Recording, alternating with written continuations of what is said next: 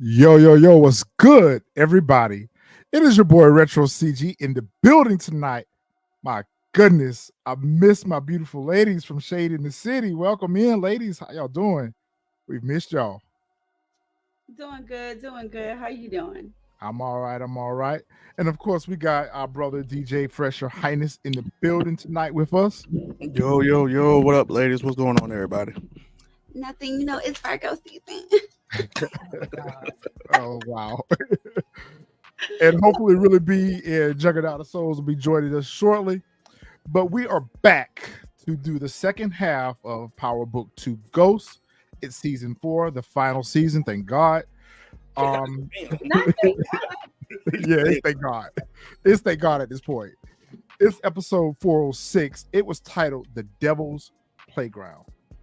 All right, and shout out to our chat. What's good, everyone? We've missed you guys. Those some of you joined us from Bel Air. So glad to see some of y'all back. Yes, all right. Potentials, fellow Virgo. Oh, okay. Virgo season. All right, what did y'all think about the episode? Let's talk about that. What y'all think about the episode? I thought it was good. I was just disappointed, because last mid-season, I guess. We were talking about what was going to happen with the baby, and I mean, I guess we possibly know now what the hell is going to happen with the baby. Mm-hmm. So that's not that's it. But I mean, I thought it was okay. I thought it was a pretty good episode. That's a strong rating, DeMarcus. A strong rating. That is a very strong rating compared to what I'm going to give it. Right. That's a strong rating too. Support gamer. I'm personally gonna say, and this, I'm sorry, y'all. Based off of the fact that we got 4 more episodes after this, after we recap this, it's not giving what I thought it should have gave. It's not. I probably would have gave it maybe a 6.5. 6.5, maybe on a good day a 7. But if they would have kept what's the name? I ain't trying to give it away till we get into it, but if Tate, Kamal, yeah, if one of the Tates would have stayed, then I think today is actually the brother's birthday. Is it? What happy birthday, brother? Yeah, I think. Oh, that's right. Yeah, it is. Brother Tate's birthday. Yo, boo. Look, if Brother Tate is a Virgo, see, I'm just I love them Virgos, don't I?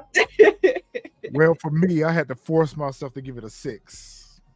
Ooh. We'll talk about it. I had to force myself to give it a 6. Y'all is being nice. He was not feeling it. I was trying to talk to him yesterday about it. He was just not. I'm like, y'all being nice, because I sure enough gave that joint like a 4.5. Yeah, it wasn't. It wasn't what I expected. I guess going back to what you said, Treese, for this to be episode 6, it wasn't giving what I expected. Right. Especially considering the fact that we only got 4 more episodes, and I'm just all right. Okay. Fresh, would you give it? 4.5. Okay, well, that's what I said. That's all I said. Not at all. Not at all. I was knocking on the door of a 5 at first, but I said, you know what? I'll be nice today, so I'll give it. I'll give it a 6. When I watched it, I was just sitting there like, what the hell am I looking at? Yeah. This how y'all come back. Y'all could have just kept the season going. Wasn't no purpose of even having a break. If this is how y'all was gonna kick it off. I agree. Yeah. I know. All right, y'all. So we're gonna go ahead and jump on into this thing, and we'll go ahead and get started. Appreciate it, DeMarcus. Hey, DeMarcus, thank you for the super chat. We appreciate you as always. All right, so the episode description: with eyes back on their business, Tariq and Brayden must find a way to get back into Noma's good graces again. Diana's faced with a dilemma, stepping further into the game than she's ever gone before, or risk her family's safety. Okay. All right, Diana. He said, okay. Okay. All right. Sure. The episode starts off with, this is my first gripe, but we'll get into it. The episode starts off with Detective Carter out here just shaking down random street hustlers, just random shaking down cats. Like we just found out last episode he was a dirty cop. Now all of a sudden he out here doing dirty work in the streets. All right. Drew is surveillancing him and gets a text from Mone saying any updates on Carter. while he's responding to Monet like Noma, just hassling corner boys, which I thought that was kind of stupid too. He gets a random text that stop fucking following me. I thought that was dope. I thought it was too. I died laughing. It was like, stop fucking following me. And then he's behind the car like, yeah. And then he said behind the car like, you thought you got me. I got you. Exactly. I'm lost at the fact that she would even put up Drew to be the one to follow him.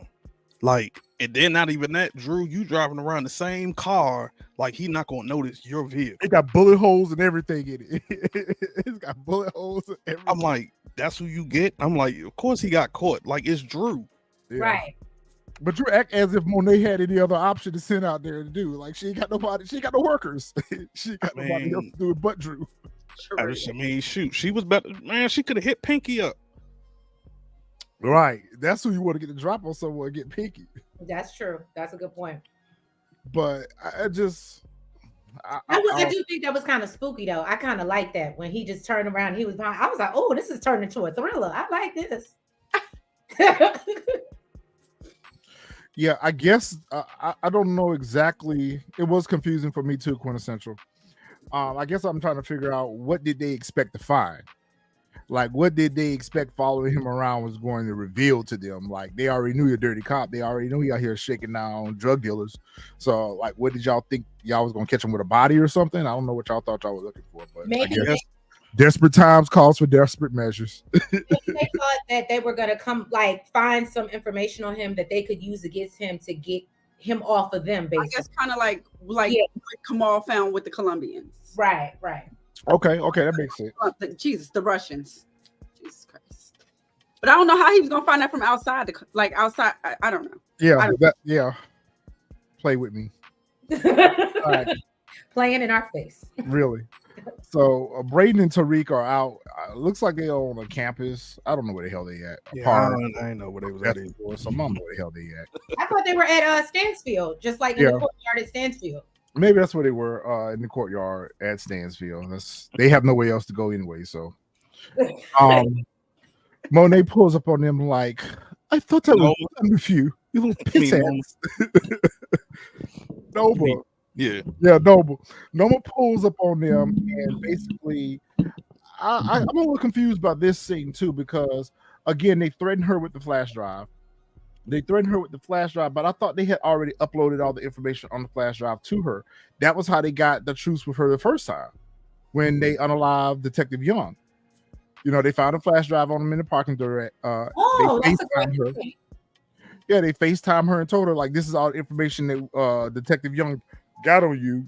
I'll make him go away and I'll upload all this information to you if you call a truce. Like, this was the first time they used the flash drive to call a truce. They're using it again. Basically, you're gonna tell your daughter about what you up to and now send it to the police if anything happens to us. Yeah, I don't think that because if I remember correctly, I think they said that was the only copy. I can't. Somebody, Xavier or DeMarcus, will remind us, but I think they said that was the same bone. Shit. Yeah. Well, I guess what they're threatening her with now is that they're going to reveal. Mostly, what the threat is now is that I'm going to reveal everything to your daughter about how dirty you are, and so. And then they told her that if anything happens to us or if we get harmed in any way, shape, form, or fashion, then this information to get out. And basically, they're calling a truce. So this time, they're shaking her down for a truce. But I thought y'all were already on a truce. Oh, I know why. Because she caught them in the club last time, selling their product. Selling their product. Okay, that makes sense. Hey, D. Sorry. Yeah, we don't understand. I didn't understand the point of them using it again. And of course, Tariq, the self-proclaimed apex predator. Bro, I cried laughing at that because I was like, nothing about you screams apex predator, bro. Like nothing. I like the way he did it though. I like the way he was like, if we do it like this and this and I was like, okay, Tariq, okay, you selling me. I might not be buying, but you trying to sell it. Yeah. And Noma is basically telling them that, you know, she's biding her time with these two. Like, she's pretty much tired of them. She basically told them, piss off, you cunts. And I'm like, wow. She was really pissed. And it was like, oh, okay. So basically she was like, we're just biding our time with these two. We'll get rid of them when the time is right. And I'm like, yeah, okay, that's not going to work out the way you think it is, Noma. And this situation between Noma and Kane, it seems a bit forced. It seems a little bit forced. I can see that, but I don't think it's forced. I think at the same time, I think she's using him. Like she's using him as the go-to guy to take out competition. Of course, she's using him as the boy toy, etc., whatever. But she doesn't respect him or see him as the same level as her. Because when he says right here, I'm gonna go to the meetings with Wiley Adams with you, she like, nah. Like she don't have him on that same level. Or whatever. I don't even think she got him on the same level as Obi. Forgot about that. Yeah, because she was basically saying, listen, I ain't got time to deal with this right now. We got a meeting with Wiley Adams. I got to go try to close this deal so we can get this federal contract for her legit business. Mm-hmm. And Kane says, I need to be at that meeting, because you wouldn't have this meeting if it wasn't for me, stalling Wiley Adams out. So I need to come through. And she was like, Davis has got that under control. And that was his trigger. Yep, that was his trigger right there. Where she's like, Davis. He was like, well, Davis can't do this. He don't even have a law license right now. I'm like, oh God, King. Okay, yeah, he trying to. Yeah, he wants to be her everything. Well, and he probably wants to be Davis right about now. I don't even think he know, but I think he just trying to prove himself to everybody between her and Monet that he just not the muscle. Like he got brains too, like. Because remember, Lorenzo had put Drew in charge, and ever since then, he been trying to prove himself. Like I'm smart too. Mm-hmm. I told y'all. Do you think that Kane is going to take out Noma and take over her organization? That's my ultimate. If I had to pick how I choose for Kane's story to end, that's how I would like for it to end. Is he ends up taking out Noma and takes over her organization? That's actually a good plot twist. It is. I don't know if I can see it though. Yeah. He's the closest thing to her right now. Well, I hear what you're saying. But I still think there's some hope for our good girl Effie, my good Judy Effie. Okay. No. Oh, okay. Damn. Your girl down bad. Yeah, your girl down bad. Effie down bad. All right, so Monet and Diana's out here shopping down New York. They shopping down the stores like y'all ain't got no other care in the world. Y'all just out like a normal mother and daughter out shopping for the baby. Okay. This wasn't believable to me at all. It wasn't believable considering the fact that y'all were just at odds and trying to unalive each other moments ago. Right. And now seconds later, y'all are out shopping for the baby and Diana's not even showing yet. Like, yeah, okay. We're playing in my face again. Monet phone blowing up in the store or whatever, and Diana is just so enamored with the baby clothes and how cute they are. And she's picking up toys and she's looking at a snow globe and she's just so excited. And she was like, I'm convinced it's a boy. Monet seems to think that Diana, you don't even know what child you're having yet or whatever. Then Monet tells her that she's gonna set up Kane's room as a nursery, and then Diana reveals to her that she is going to stay on campus housing, that Stansfield have a program for I guess expecting mothers or students who are expecting mothers. Mm-hmm. This globe is foreshadowing. Yep. Okay, I was gonna ask about that. What is so special about this snow globe here? I didn't see it either. I'll tell you in a minute. Okay. In a minute. So, matter of fact, you're going to get your answer in a few seconds. Yep. Okay. So Drew shows back up to the house after he got caught by Detective Carter, and he's like, "Y'all out here shopping? Y'all out here shopping? Y'all got me out here following this crazy man and doing dirty work, and y'all out here shopping. And then y'all ain't bring me shit back. Y'all out here shopping." Drew like, what the fuck? Like, what y'all out here doing? Y'all out here shopping down with Detective Carter and his goons kicking the door, waving the fofo. Like, go ahead.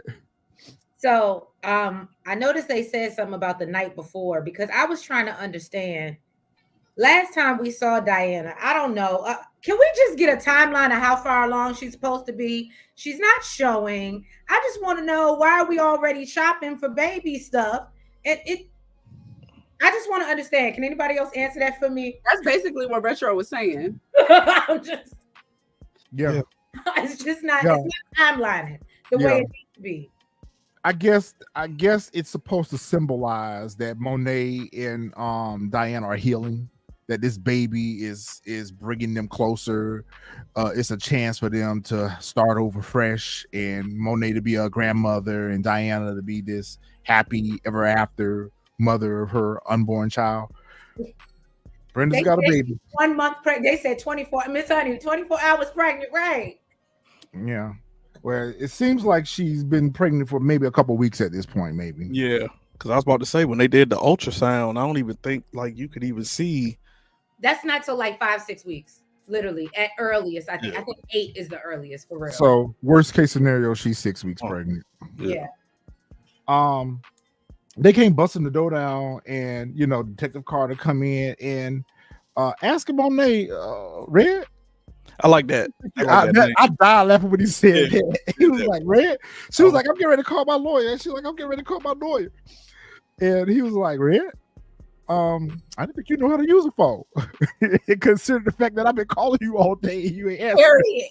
That part. I died laughing when he said that. And he was like, hey, yo, where my cut at? And she was like, I just got to work last night. What do you mean where your cut at? No, what it was given was, you out here spending all this money. Clearly, you got mine. Yeah, you got mine. That's what he was saying, basically. Yep, that's basically what he was saying. Like, oh, you out here, you got money to shop? Oh, you can pay your debt. I was confused by that. So I'm thinking, because remember the last episode, he let them keep the work. And you saying, I just got it last night. So is this the next day after you just got to work? Yeah. Mm-hmm. Okay. Because they kept referring to last night. They kept referring to last night. And I guess what I'm confused about in all of this is why you didn't ask her when y'all found them last night, still in the work, who the connect was. Why all of a sudden now you're concerned about who the connect is that she was still in the work from, but that didn't come up when y'all were at the spot where she was getting to work? Just lazy writing. They had to have a reason for them to come over there. They had to have a reason for Detective Carter and his goons to come over there. So the reason now is, I want to know who you stole the work from. Why you just didn't simply ask her that last night when you let her get away with the work? Exactly. Missed opportunity. That's a great point. I didn't think about that, how that was kind of unneeded, why he didn't just ask. That's a good point, Retro. Yeah. Bad writing. So he gets a text from this Ed Matthews, I guess another one of they dirty cops. It says Zay Green is alive in downtown jail infirmary. That's another question mark for me. That's a big question mark over my head because y'all unalive the dude. Y'all didn't check to see that he was gone, and y'all just left the bodies there. Like, what was the cleanup process? Were y'all out here doing work? Y'all just leave bodies in the streets? Yeah. They shot them with these service weapons. So I would have thought that him being in police custody outside of y'all control, that he could have already possibly spoke or talked. Yeah, I didn't. That whole breakdown got me confused. I'm in confusion, as really be say. I'm confusion. But yeah, that was weird, but I thought it was kind of like because to your point, whoever thought he would have survived that, but he's still alive, and now we got to handle it. And I think they maybe probably threw it in there to, because clearly we realize Carter's real crazy. I think he's giving he's a little worse than what's the one off Raising Kanan? Omar. He's worse than him. Okay, maybe somebody can answer this question because I didn't understand this. So was there intentions or coming in there to arrest Drew from the jump? Because I never saw him give a signal to say arrest Drew. When you got the text about the infirmary. Yep. Yeah, but I never, even after the text, I never saw him give a signal to say arrest him. I think he went and reached for him. I think he went and reached for him, because Drew was sitting on the steps. So as he's in this scene right here, as he's walking towards the door, I think he grabs Drew up from off of the steps. And when they saw him grab him, that's when they came and put handcuffs on him. So Xavier, that's my whole point. So someone found him alive and took him to jail. Why not the hospital? Yeah, to me, you would think they would have called it in, since they used their service weapons to drop these folks. They would have called it in. They would have had control of the crime scene or whatever. But they just left everything there and let Drew and Monet lead with the work. Like, how did they explain that? How did they write that up? I guess is my question. I'm thinking they did. I'm thinking maybe they must have. That's the only thing I can think of is that they had to call it in. And when the ambulance came, pick up the body, I guess they found the pulse or whatever. And okay, good point. That's the only thing I can think of, because that's the only thing. And there's no need. Then why would you get a text saying he's alive? You know he's alive. You called it in. Yeah. Yeah, but I don't think that they had any direct connection. When the ambulance came to pick up the bodies or whatever. I think maybe that's why he just get the text to say, "Oh, he's still alive." I don't know. It don't make sense at all. Like I said, it's confusing. Lazy writing. That's why I gave it a 5. 4.5. So they snatched up Drew to take him away. But let's go back to this right here. You can get that shot in, but let's go back to this right here. Let's go back to this crazy ass heifer right here. Man, the shot was in there. Lewis, Detective Lewis. Yeah. Hey, Really B, what's up? Hey, y'all. Why did I think her name was Felicia? Her name is Felicia. Felicia. Okay. Her name is Crackhead. Her name is Miss Crackhead. Miss Crackhead. So, Miss Crackhead, as Really B said in her review, crackish, crack hole, crack baby, crack. By Felicia, right? She noticed them shopping bags too, and she make a comment to Diana asking her, "Do you have kids?" And I thought that was very interesting. I'm gonna tell you why. And Diana says, "No, I don't have any kids." She's like, "Nieces and nephew?" And they didn't answer her, so she was like, "Oh, thanks for donating to the police holiday fund," and snatches up some of the bags. She picks up the globe on her way out the door, and she says, and Diana goes to snatch the globe. Like, "No, that's mine. You can't have that." And she ends up throwing the globe down on the ground, breaking it, and saying, "You can keep this." That is foreshadowing as to what is going to happen to Diana's child.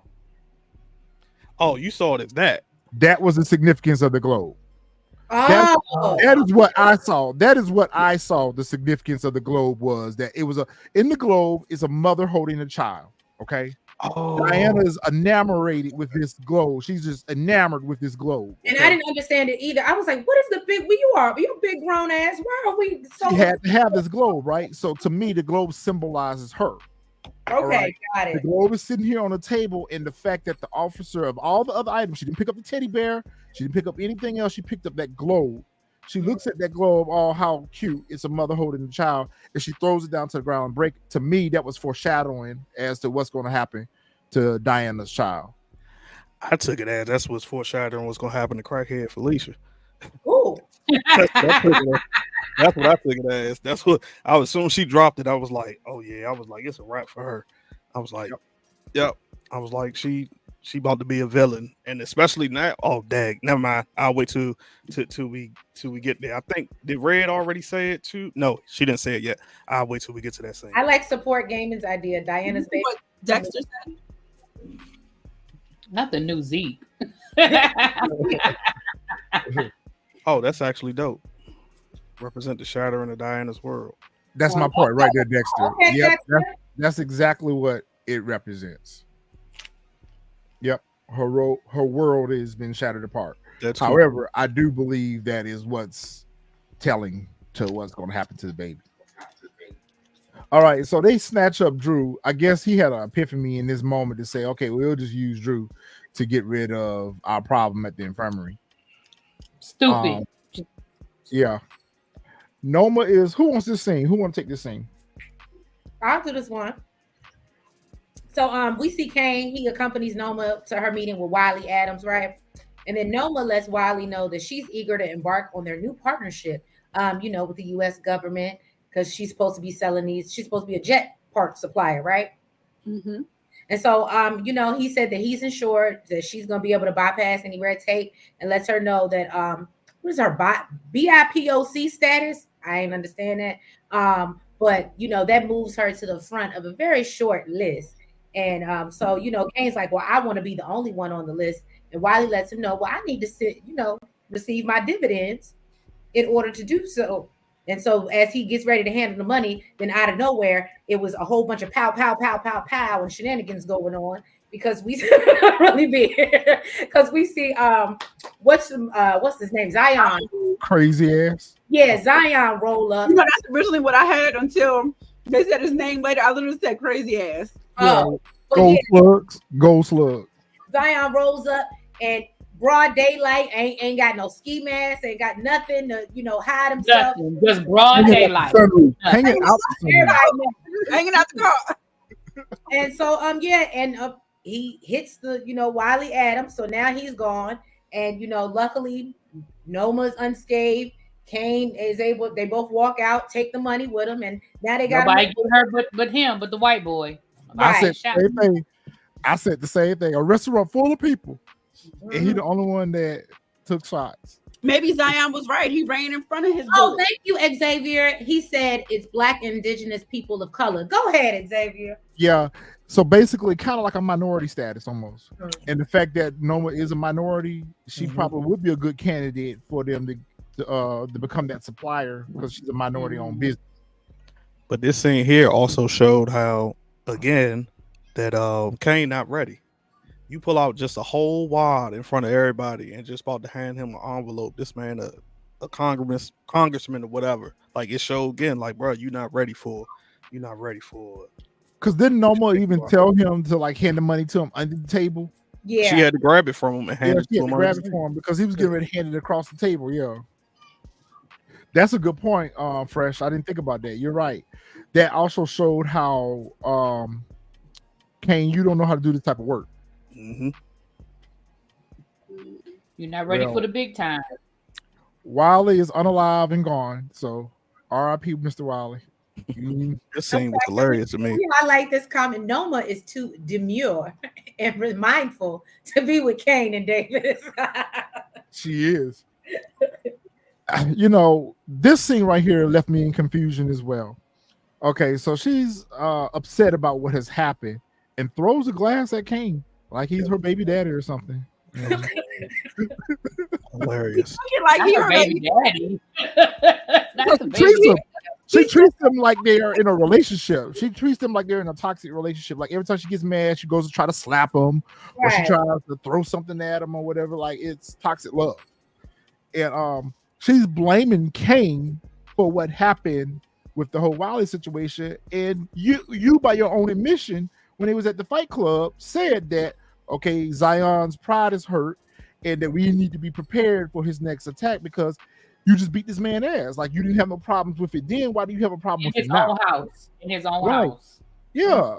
So I was confused by that. She acted as if Kane went out here and did something reckless. He was defending you. I mean, Zion pulled up on you at the restaurant when you was meeting with Wiley the first time. Mm-hmm. And he didn't have anything to do with that. Nope. No, Kane actually came to your defense. And that's why Kane said, well, you must forget that I saved your life. Like, you tripping. It's toxic love. It is toxic, but I think Noma, just saying, I think Noma saw it as, because remember she wanted to handle it after the whole, he rolled up on her in the restaurant and he was like, no, and took her down to the whole Fight Club situation. So I think in her mind, handle it the way I wanted to handle, we wouldn't be sitting here in the spot where we are now. Okay. I think that's what it is too, because that's not how she wanted to handle it. Kane was like, no, I got this. I can, like, again, trying to take over, like he really understands. And she was like, she was gonna, now I'm not saying her way would have been better, but that's why I think she blames him, because that's not the way she wanted to handle it. That's a good point. Quintessential, I agree. She continues to disrespect Kane. That's why I feel like Kane's ultimately gonna drop her. I mean, I think it's because she sees him nothing. Then, like I said earlier, like he's beneath her. Like she treats him like OB number 2. Yep. She does. Now they sleep together. Yep. And the fact that they have slept together, it makes it even more complicated. It makes the situation more complicated. Their interactions with each other. It's weird as hell. Like, okay, you disrespected me. We slept together. We got this little thing between us. You constantly threatening my life too, though. Yeah. Like, He said it's toxic. They get turned on by that for some reason. They do. Especially They really Noma. Especially Noma. Noma definitely does. Because every time they have a little argument, it leads to a little thrust. Right. Whatever. Not thrust. Thrust.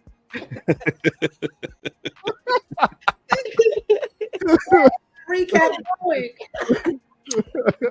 Take a little thrust. Effie comes down. I don't even know what the point of Effie, unless she was summoned there. I think she was. She was. Because Noma tells her that she needs to go back to the Russians and make another deal with the Russians because she has more product that needs to get unloaded, and the fact that her product had just got stolen last night, she need the Russians to buy more. So they basically send Effie back to, you know, convince the Russians to buy more product from her. And Kane offers to walk Effie out. She was like, "No, stay your ass Which is here." weird. Sir, we have business. Sir, Go ahead, really Go be? sit Because down I was going to somewhere. explain it. I mean, I understand it. well, yeah, maybe it's a man thing. So yeah, explain it. I mean, no, it's not a man thing. Like I said, it's because for the simple fact, she's like, yo, like at the same time, she's one of those where like she's like, I'm in control. So yeah, we slept together, but at that same time, like you're not about to, like she know Kane and Effie has something going on. Yeah, she always said that's your little girlfriend. Yeah, Oh she's no, I like your little girl. understood that. I'm talking about, I don't understand why Kane wants to walk Effie out, bruh. You literally are sleeping with. You literally, like, we don't have nothing to talk about. You don't need to walk me out. I don't need to, like, that's what I'm talking about. Kane. I understand what she was doing. Okay. And you doing it in front of Noma, who already is jealous of Effie. Go ahead, Treese. Is it just me, or I might be reaching? But this whole situation, I feel like is going to be the reason why Effie gets up out of here, if she gets up out of here this season. This whole little triangle they got going, because Noma's gonna drop her. What'd you say? You think Noma's gonna drop her? Yeah. I can see that too. Just my prediction. Yeah, really be to your point. Yeah, I didn't understand why he did that either. I was like, I guess maybe he wanted to ask her something or tell her something or whatever. So I don't. That's the only thing I could think of. Yeah. Yeah, just bizarre writing. So I feel like this man somebody else can take this thing. See, another reason I gave this episode a 4.5. I don't even think it's been 24 hours that Drew has been locked up, but he looked like he's been locked up for a couple years. Right. I don't think Right. He is looking rough. Like, look, bruh. What'd you say? Like, Really? he got haircut. I don't know what's really going on. That man's stressed out. Yeah, he's stressed out. Officer Holston? Nico. Yeah. Nico. Okay. So Nico, he basically comes in there and let him know, listen, you know, the dude that we thought we took out, you know, we ain't take him out. So we need you to do it. And basically that's the only way you getting out. What really be? Go ahead. You can tell me that Yep. Carter has this whole squad of dirty cops and they don't have nobody in the jail? Nobody. Damn, You mean to tell me that Carter got this whole squad of dirty cops and ain't nobody checked to make sure that nigga was dead? Like, to me, this was real sloppy. And even at the end, I'll wait till we get to that, but it was just sloppy to me. And I was like, that's the best you got? Just like when we get to Miss Crackhead in a few minutes. This which I like, y'all don't have no network or nothing. But it's clear that they did because that guard let Nico come in there and hand Drew a cell phone. So it's clear they got somebody. Yeah, it's clear that they got people on the inside, just like he got the text earlier saying that the dude was in the prison infirmary. So I don't understand. Was nobody there? You had to go get somebody that you just like. You can't trust him. You don't know him. That's why this episode is time for this to go. I don't even see Drew getting out of jail for real. They're convenient writing. It's convenient writing, you know. I feel like it's the last season. Let's just get this done and over with. Yes, they're not even trying for shit to make sense at this point. So basically, Drew, you know, is basically like, how do you expect me to do this while I'm locked up and not get away with him. He said, look, you smart, you figure it out. Okay. And told him, look, and you need to do it fast because you got 24 hours or you're going to die in here. As well as you and your mama. I mean, as well as Diana and your mama. So we gave him a cell phone and, you know, he said, call me when it's done. It's like, all these demands. These people are so demanding. And I feel like, Drew, you ain't getting out. After that last call he made, it didn't seem like he was really in a rush to. He in Boys Town. He gonna have some fun, okay? You stupid. He did seem like he was real comfortable where he was at. He didn't seem like he was in no rush for real. Right? Well, I think he's Because trying to his use was it. stupid. Go ahead. No, go ahead, B. No, I'm sorry. I mean to talk over you. I'm just saying his was stupid to me, and maybe I'm just looking at it one-sided.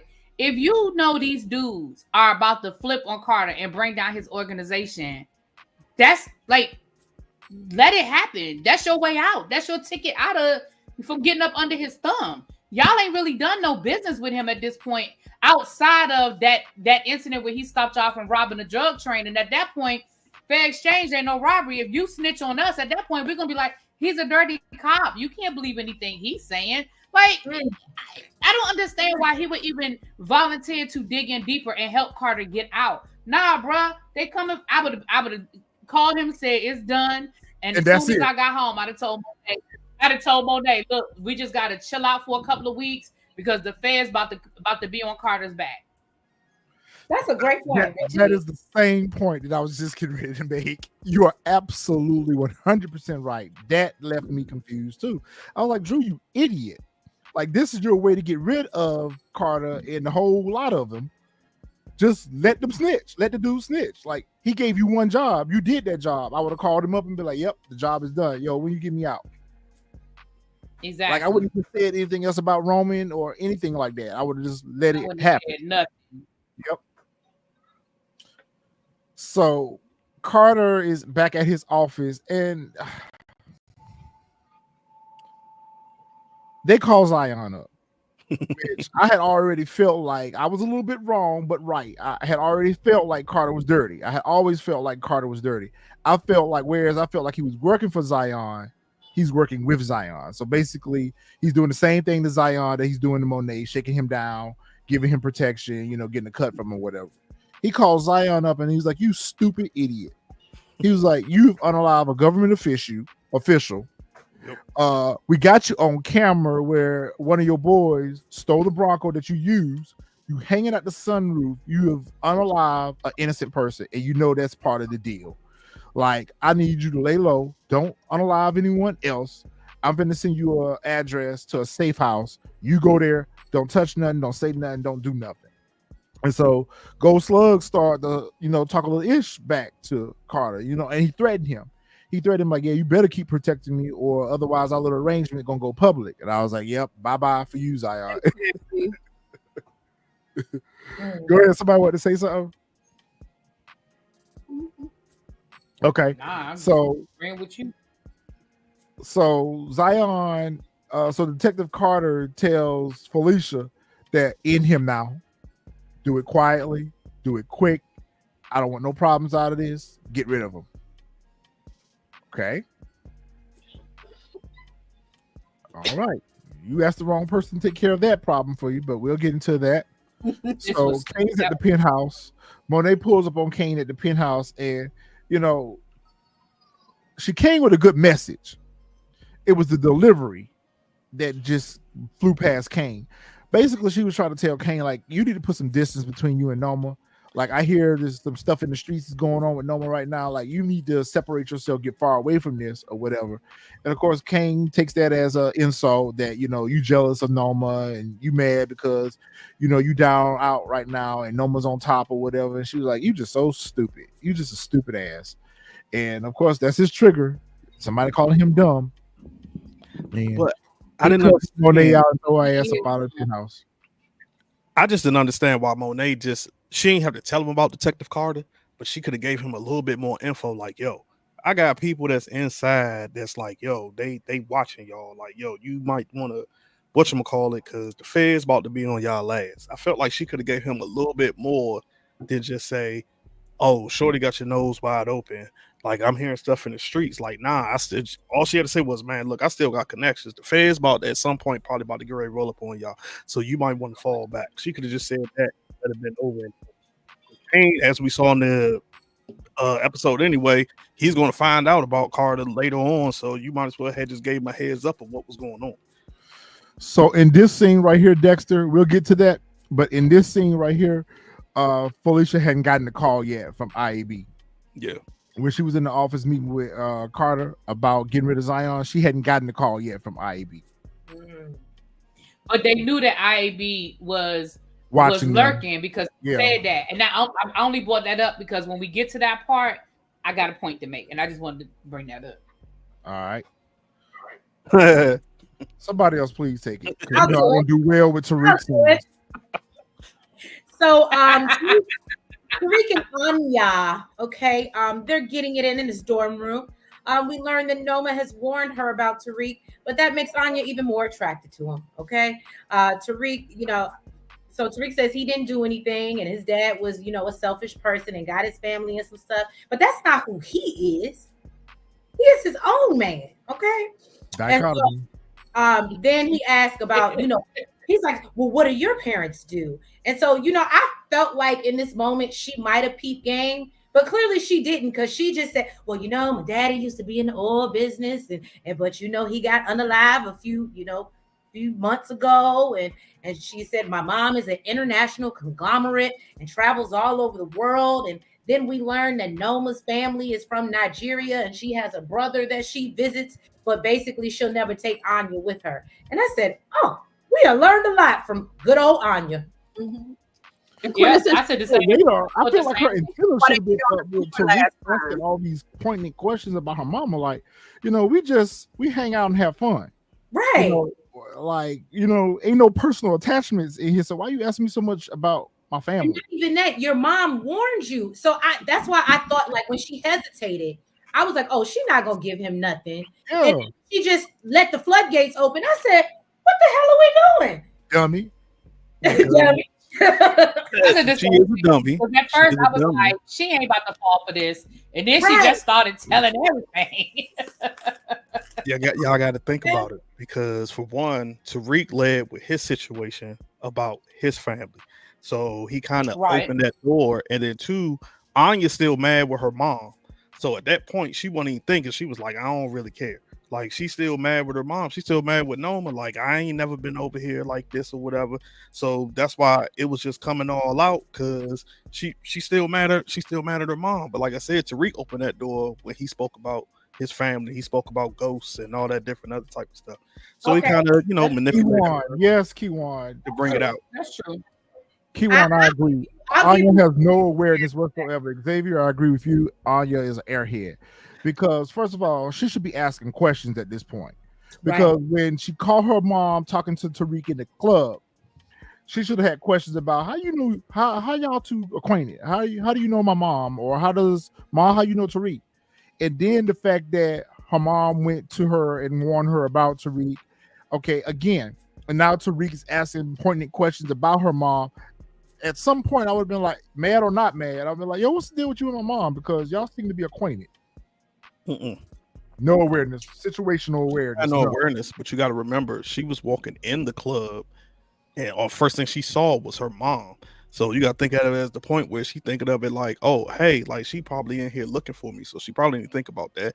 And then, like I said again, she's still mad at her mom. So when her mom is telling her to stay away from Tariq, she's just like, whatever. You're just saying that because you trying to keep me in this shelter life. I'm about to do what I want to do, because look at her. She was already around here sniffing up left and right. So, and her mom didn't even know that. So it's a whole rebellious thing, because. Yeah, Dexter, I like that. Hey, y'all got some good points going on in this chat today. Shout out to you, Dexter. Tariq is using Anya's anger the same way Kane used Tariq's anger against Ghosts. Absolutely correct. Oh, that's good. Yeah, that's a little foreshadowing too. That's a little foreshadowing. You're right. That is a nice Louis Vuitton jacket, Deirdre. Ooh, that thing was nice. Quintessential, you killing me with the 2x4 bed. Look, I saw that and I said, this is why they had sex on the floor the first time. You stupid. Ain't no damn wrong. She was Man, sitting look, up been to college. Y'all know them joints ain't nothing but some That's, cops. I'm about to say, that's how them college dorm beds are. I guess that's why she had no choice but to saddle up and ride because there was no room for her in the bed. So do we believe this whole she has family in Nigeria, but she never is that really where her like I would have liked to your point, we never have any backstory on Noma. She just came out of nowhere. And here we find out she has a whole, and now with Obi being, I just want to know more about Noma and her background now that Anya done told us that. I think we do, and Tariq gonna use that as leverage. As a weapon. Yep, that's a weapon. Oh, Yeah, support game, and I agree with I that. think this My she brother does have family there. I don't know if that's the brother she's visiting all the time, but I do think she has family in Nigeria. No, they said it. She said she has a brother in Nigeria that she visits all the time, but never will take me. So yeah. No. I know that's what Anya says. I'm saying I think that's what her mother tells her. You don't know. I'm not Oh, you don't think that is a brother? Okay, got you. Yeah, that Got might be you. a Plug or something. Yeah. Might be her plug where she get her work from. That's what I'm saying. That's what I think it is. I do think it's in Nigeria though, but I don't know if Maybe I that believe it's the explains brother. why. Maybe that explains why she never takes Anya with her. Yeah. Oh, Maybe good. that's where her work comes from. Where is Obi's brother? Back in the islands, back to the islands. Them papers got thrown in the trash, and he got sent away. You think he got to? Well, I guess that's better than what I thought because I thought they had to go take him out because Maybe they did. You know, we talked about that what I before. You know, we talked about that before that we were kind of wondering whatever happened to him. This is where Felicia gets the call from IAB, basically telling her to come in, that they have received complaints regarding her use of excessive force, and that she needed to come in. She asked, do I need to bring my rep? And the person from IAB was like, your choice, but either way, we need you here within an hour, no delays, no excuses. Hurry up and get here. Who do you think filed a complaint? Probably wanted. Monet. I said Monet too. I said Monet too. Mm. I said Monet too. Oh, that's right. Because I I forgot. think Right? That's why she went to the house. That's why she went to the No, house. I don't think Monet had anything to do with it. I That's don't not complaints don't move that fast up to IAB. I think, like Carter said, IAB was already on their back. He already knew IAB was coming. And I mean, I think maybe that's why they opened up the episode with him rough with Drew, watching him rough up. Apparently, he's going around town shaking everybody down. Yeah. You know what I'm saying? So Which maybe that don't make sense to me either. Now that's a good point y'all just made. That don't make sense to me because they were just talking about how he was a decorated officer and he's such a good officer and all the awards and his task force is this. Now all of a sudden he's being investigated by IAB, but he's such a decorated officer. Okay. I don't think it's him per se. Yeah, it switched up real quick on that. What do you say, Judd? Oh no, go ahead, bro. Go ahead. So she gets the call from IAB that she needs to come on in. She get in the car and she's upset by this. Like this don't tow her nerves up. And she take her little quick line real quick. She, get a little. Here's the part I didn't understand about this. I'm like, yo, you gotta go see IAB and you decide to take a bump and get high. Yeah. Yeah. And you about to go in there and look more obvious that. Well, that lets you know she's got a real problem. That lets you know that she legitimately has a problem. Yep. But the part that I didn't understand about this was Carter already said he knew IAB was on their heel. And at the end of this episode, you clearly told Carter and them that you had to go talk to IAB. So what didn't make sense to me was you wouldn't call, because I thought when she went to go in the glove compartment, I thought she was getting her burner phone to call Carter and be like, yo, I can't go take care of Zion. IAB got me. Go ahead and get somebody else to do it. That's what I thought she was getting ready to do. You thought it made sense that rather than tell Carter, you can't go take care of Zion because you got to go see IAB, who he already knows is sniffing around. You thought it was a good idea to go get Monet to do it. And then when Monet wasn't there, you going to get her daughter to do it? Like, that made sense to you? None whatsoever. She high. She high. This is where her first mistake was. I agree, really, B. This is where her first mistake was, because she did not call Carter to tell Carter what had happened and for him to tell her how to handle it. Right. She chose to take matters in her hand, and obviously she went sloppy. So she storms back over to Monet's house, busts up in, hooping and hollering, Monet. And Diana's like, she's not here. And so they begin to have this conversation, because at first she was a little hostile towards her, but then she realized that, I can use this to my advantage. So fixes herself a glass of water and says, oh, I am so sorry. I've got a problem. And, you know, sometimes I come across as a little aggressive, and, I really need your help because Carter's got me in some ish right now, and I need some help getting out of it, and I need your help. And Diana was like, I can't do nothing for you. And she's like, oh, you will do something for me. Desperate, like just beyond desperate. She begins to tell Diana that they got a problem. His name is Zion. I don't need you to take care of it. Since your mama not here, I need you to take care of it. Diana's like, I'm not Colombiana. I'm just a college student. Like, what you want me to do? Hey, yo, I got it. I got too. I can appreciate the acting for both of them in this scene, actually. I look like Colombiana. Like, no, I can't do that for you. She's like, oh, you go do it. You go do it, or you'll never see your brother again, and he'll be unalive in jail.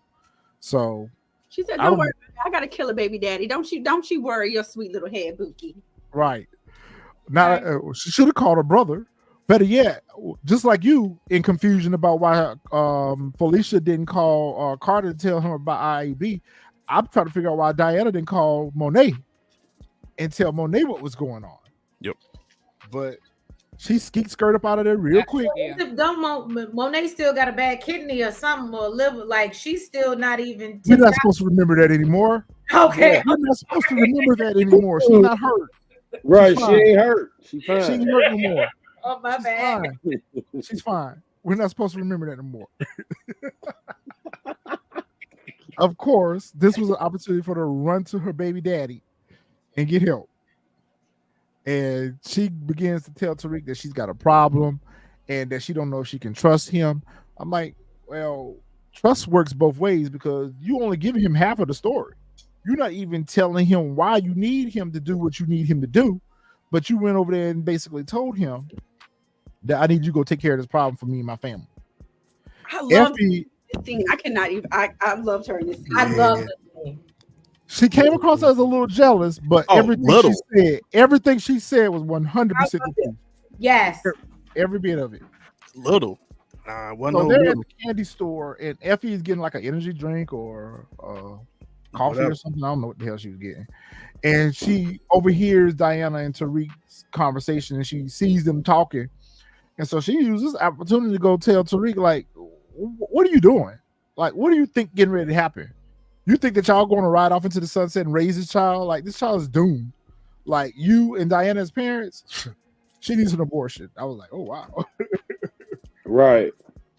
Nah, Effie was jealous as hell, yo. Like, she was, but everything she said was the truth. I mean, I ain't gonna lie about that. It was true what she said, but you could tell it was jealous because how loud she got in there. She wanted everybody to hear it. And it was just like, and as soon as she found that out, like, oh, she pregnant with your baby, like, oh, like, okay, like, and it's like at the same time, I mean, Effie, you did try to take the man out, like, you know, he was gonna take her out if, you know, she wasn't with child. So it's like you betrayed him first. So I'm like, I don't even understand why you so jealous. I get it because you got love for him and you saved his life, but it's just like, hey, like. But she was mad as hell because she got super loud. And of course, Bruce Chandler done told the whole school about. I was gonna say, one of y'all are the one that said that was the worst idea, telling Brushandria. Yeah, I think, it was Retro that said that was. So I was the one that, like, nah, she might keep the secret and she might be a good friend. And obviously, ain't no secret. Yeah. And then again, if she's only 6 weeks. It's just I need the timeline. I really do. What you mean? It's not adding up, Truce. I'm just saying that Rashandra, clearly she got a big ass mouth. If she ain't, it's been that little time. She's been pregnant that little time, and clearly the whole damn school know. Right. Maybe 24 hours, girl. I mean, they got social media. No. I need them to figure out the timeline with this. But I guess it But don't we matter. said that though. We said that once Brushandra found out about it, that it's gonna get out and about over school. But okay, are you taking that Effie? Well, obviously Effie wants to be with Tariq. Point blank. Period. She wants to be with Tariq. Because she even told Tariq that, look, you can forgive someone that you was just trying to unalive, but you can't forgive someone that just saved your life. But you'd rather be with her. Why her? It's a why her situation. It's a why her, not me situation. And the fact that Diana's pregnant just augments that frustration in Effie that, I'm trying to make things right and get another chance with you or whatever, but you off with this hoe having a baby and you was just trying to unalive her. So I felt her on that, but at the same time it does come from like a little bit of jealousy or whatever, because her and Diana have always been a little back and forth where Tariq is concerned. They've kind of always had words over Tariq. I just still feel like he should get back with Effie. I mean, Diana tried to like he don't need to be with any of them, but cutting off females because they tried to off you. He shouldn't be with neither one of them, right? But if that's what we're doing, I'm with it. Why not ride with Effie? At least you got somebody. But I don't think he's with Diana. Like, he's not. He just didn't kill her because she carried his child. They're not together. Diana, come help me. Even though at the end, Effie did try to make a date with her with him. But let's go get some cookies together. Hold on. Y'all see what she pulling? Y'all see she pulling the baby mama card? When did she check Effie? Because if you're talking about when she said you better stop screwing my brother and how you like being a side chick, Effie checked her right back, boo. How you like being a side chick? Mm-hmm. Yep. I was like, oh. But she's not. She was though. This was my man. Nah, when he got with Diana, they was not together. I could be wrong, but I could have swore when he hooked up with Diana, that's when him and Effie, they wasn't together. They was like for like all of 5 seconds. Oh, you know what it was? I know what it was. It's when he found out that Lauren was still alive and that Effie had something to do with it. So they were kind of like they were in the process of being a couple. Mm-hmm. And he was laid up with Effie when he found out about it. That's what split them up. And then Diana came over. It was the right place, right time, and he just took her down through there, I guess. I don't know. I mean, that's right. Oh, that's right, because Diana was going through it with Hotep. With Celine. Yeah. With the Hotep brother.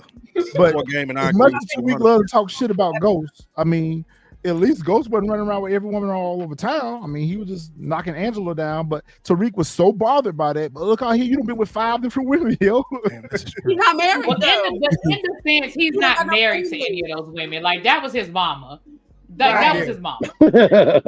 He don't know his mama well enough to know too, because she don't been around and about too. But he didn't know that. He didn't know his mama was getting it in. That he knew Ghost was. Yeah, well.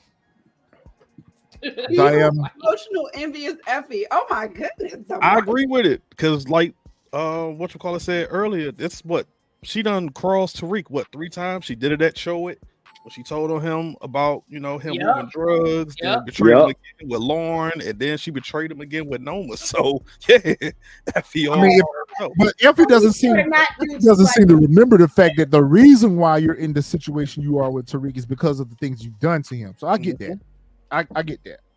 But I guess she's trying to say, well, the same thing that you're mad at me about, you need to be mad at your baby mama about, because she was in the same circle with me that was trying to take you out at the warehouse. So like, how can you forgive her but not me? But of course, Tariq runs over here to Davis, and at this point, he ain't even getting any advice from Davis. He's just going over there to tell Davis what's up and what he got to do. Basically, got to get rid of Zion. And then Davis tells Tariq that Zion is making a lot of enemies right now, that he unalived Wiley Adams, and Noma wants him up out of here. And so Tariq is like, Diana just gave us a gift. But I felt like you were already going to take Zion out anyway. So nah, I don't think he was. Because I think for a minute, I think they was legit, like, kind of, I don't want to say scared, but like, I think they were going to continue to use him to move their work.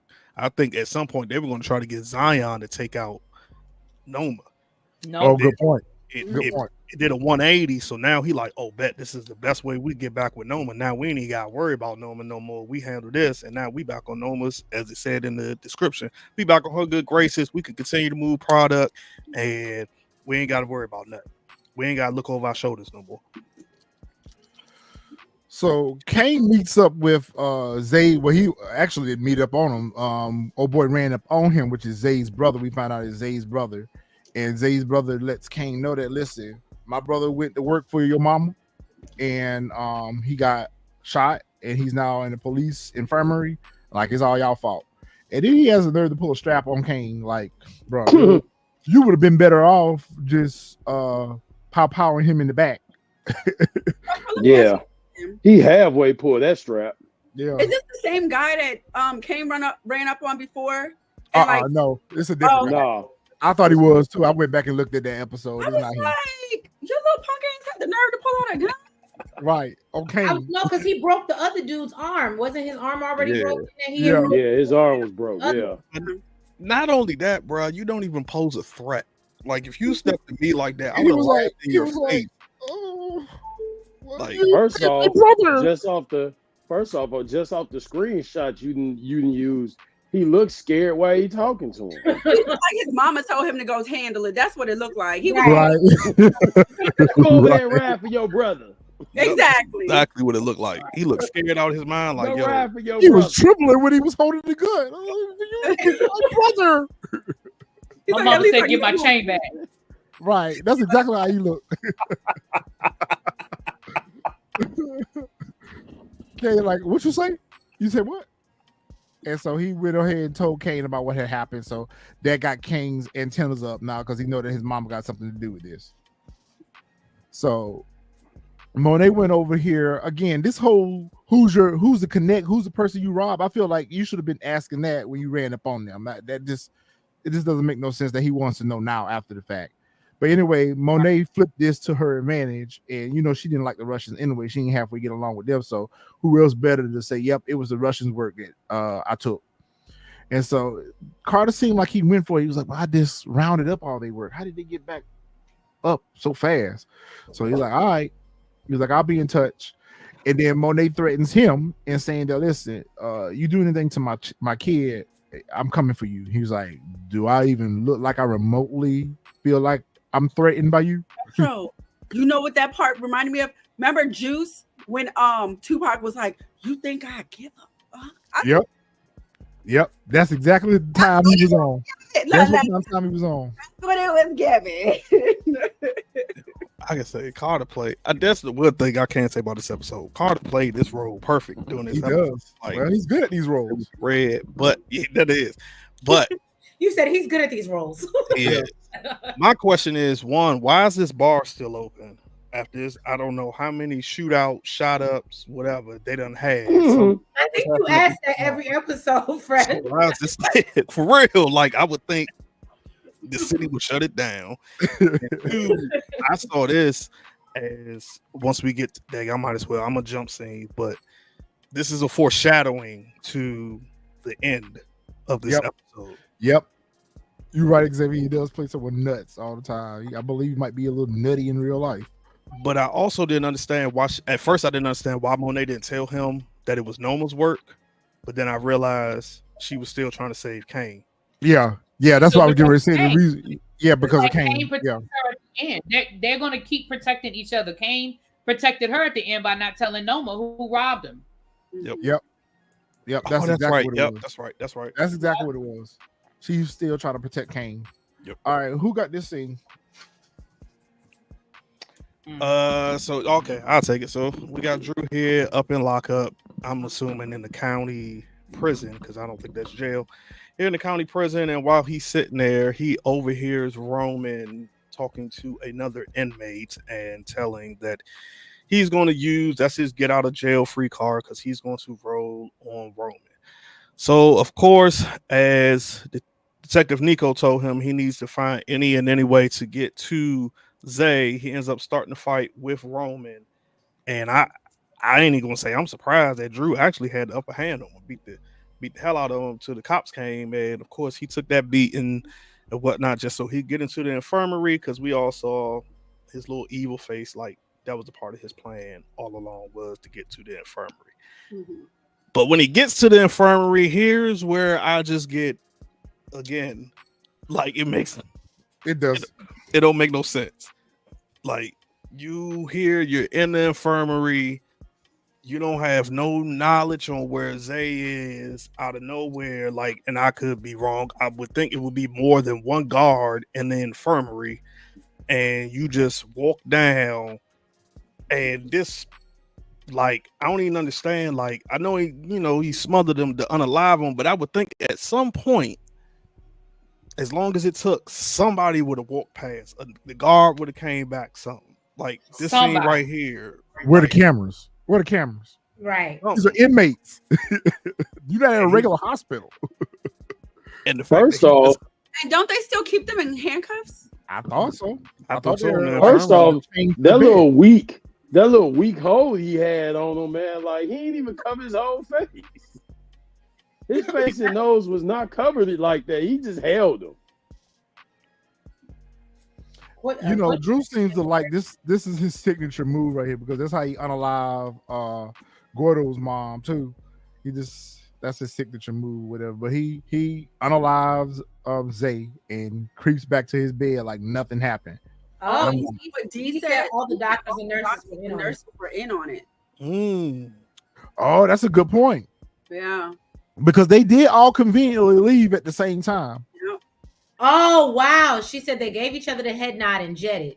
That makes sense. Yeah. Oh, I'm going back and watching that just for that scene, because I missed that. I did.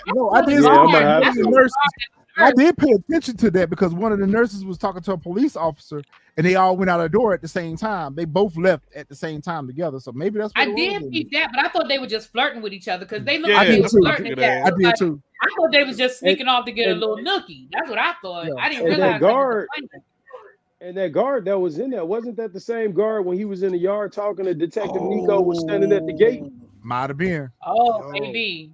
It might have been. I think you're right, bro. I think you're right. Peeped that, though. I did peep that. I was like really beat. I thought he was just, they were trying to link up, the nurse and the officer. Yeah.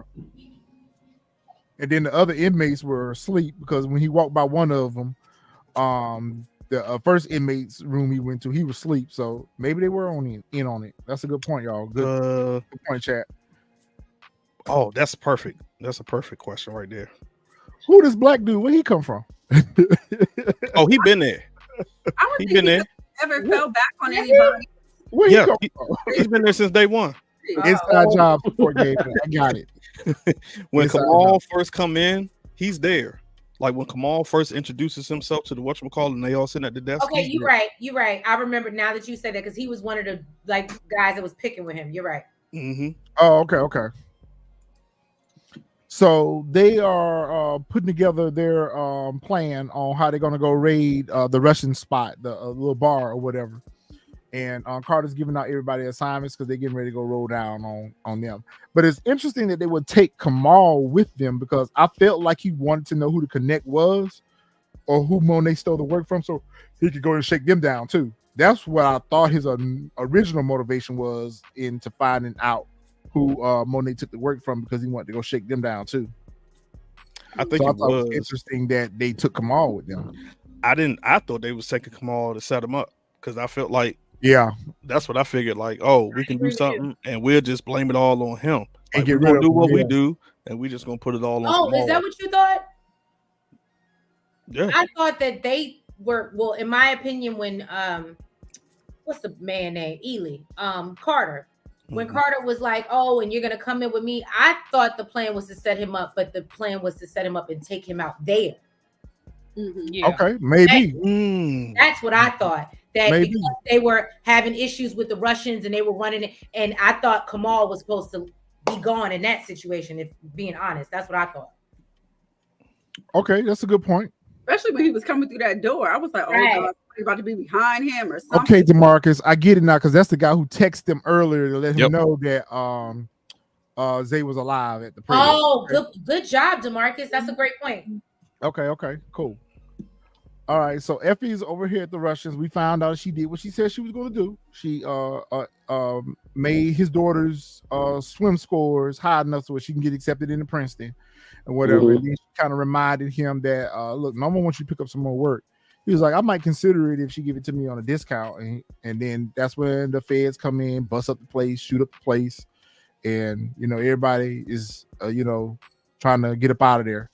And we got a lot of Russians that got dropped. Effie played unalive. That was so hot to me. Yeah, that was real smart. That was so smart. I would have never thought play dead like that. I would have never thought that. Clearly, I'm not. I immediately thought that. But that's just me. Played unalive. Oh, I'm sorry. If she would have laid there just a little bit longer, she could have got out with the money too. Right.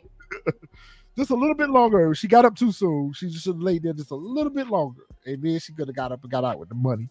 Whatever. So Effie gets up. There's a bag of money. And Ed catches her. And he takes a slug to the back. Effie is pleading for her life right here. And in this moment right here, I thought it could be possible that Effie's gone. I was like, okay. You know who I thought was going to save her? Kamal. Nah, I thought it was going to be the other Russian guy. Vladimir. That she was talking to. I thought that's who it was that was about to save her. I was like, oh, as soon as, you know what I'm saying? Like, as soon as he got hit in the back, I was like, yep, that's who saved her. It was the other Russian dude. So that's why I was lost at, like, why he even took the bread. Like she was coming to do work, and you was like, yeah, I'm going to take this bread and or whatever.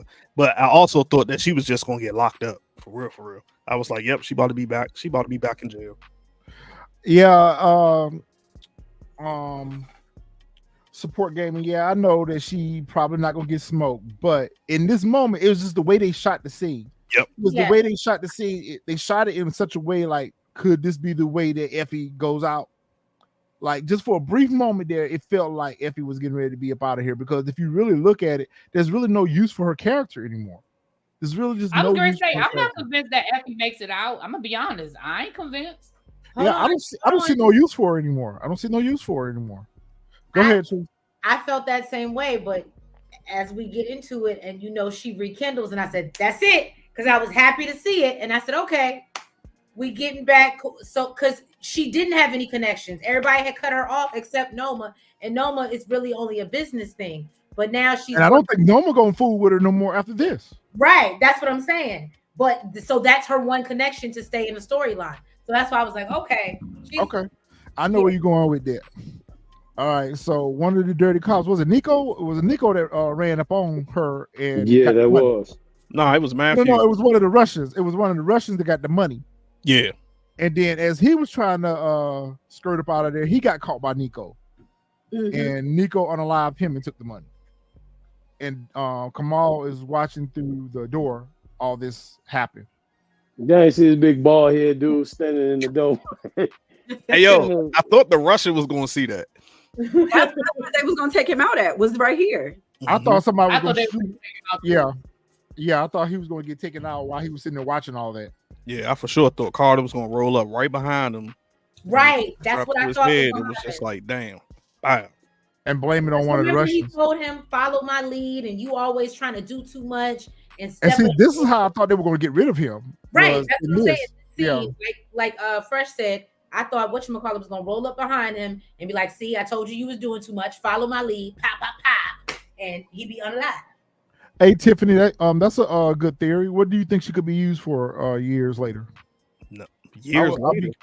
Yeah, basically she's saying that Effie could be used in another spinoff.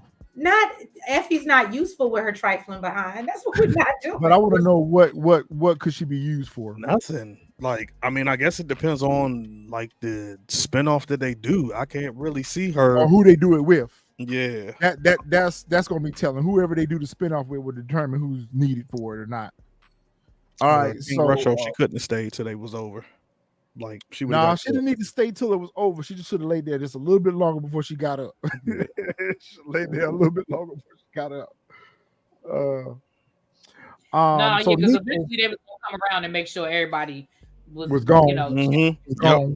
Yeah, it was gone. Don't do that. Don't, because I will bring up your picture. I was gonna leave. Go ahead, pull it up. Pull it up. Pull it up. It's about you, brother Carter. I was gonna let you live. Let him no. Take him down through there. Pull it up. Pull it up.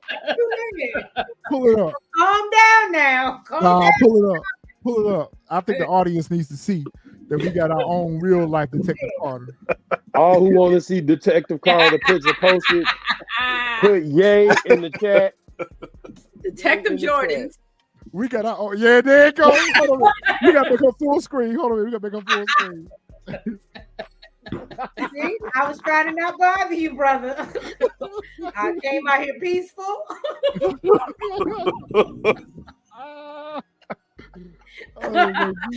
But yeah, that's our boy. Yeah, we got our own real life. We got our own real life Detective Carter. Oh man, I forgot about that.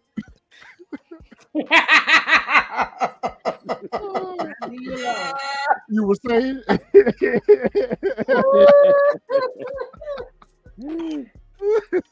Oh man.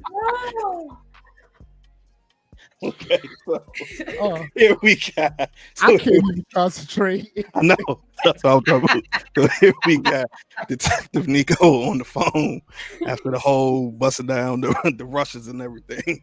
We see him putting the money into the truck, and he gets a call from none other than Drew, who says that he did what he was supposed to do, but they also got to snitch his side, and Roman is going to snitch on them and their whole crew. So then he gives them an ultimatum saying like, hey, I'll handle Roman if you leave my family alone and do all dealings with me, which made absolutely, as y'all said earlier, made absolutely no sense. He shouldn't have did that. It was pointless. That's why I don't think he's getting out now. I think they're gonna leave him in there. He's definitely not getting out of jail now. He done. He done, bro. I told you, I don't think he in a rush to get out. He where he want to be. Where I was. Well, he want to. But see, the thing about it is, he sealed his own fate because now they're gonna keep him there for that purpose. Yep. You know, to clean up their dirty work on the inside. So he ain't going nowhere. And I think honestly, to Nelson's point. I mean, I'm not that point, but you got to remember that he doesn't like being under his mother's rule either. He was trying to get a break off from her. That as long as he can keep his sister protected, that seems like to be the only thing he cares about. So he probably is happier there because at least he, like he said, he wanted certain conditions for him and protection for him. So as long as he can protect himself, oh yeah, he gonna go around and do what he needs to do. And as long as it protects Diana, but he could give a damn about what he claims. Well, no, he said Diana and Monet. He said something. Yeah, he said both of them. Yeah, but I mean, yeah, Monet, but he really don't. I feel like that's why he really wants to be in this position because he wants to get from under Monet's thumb. It's similar to Kane's thing. Mm-hmm. You know, Kane wants to be the man in the street. Drew wants to be the man because he tried the same offer with Obi. Remember when he helped Obi out? He tried the same thing. So he's trying to find his own path, you know, outside of his family. And this may be an opportunity for him to be a prison boss, I guess. I don't know. That Drew will be like Lorenzo in jail. Yeah, he wants to be like Lorenzo in jail, running stuff. He ain't running nobody's jail. This scene right here was so funny to me. He told his mama she can't cook. He told Monet she can't cook. Well, shoot, all that food on the table be looking good. Look, and Monet with her gentle parenting, because I would have slapped the shit out of him. The mug said, this tastes better than your cooking. Takeout. Chinese takeout tastes better than your cooking. He lying because you used to tell that I thought maybe they Uber eat something real nice. Like that was Chinese takeout. They had a little smiley face. Yeah, they had a little smiley face in the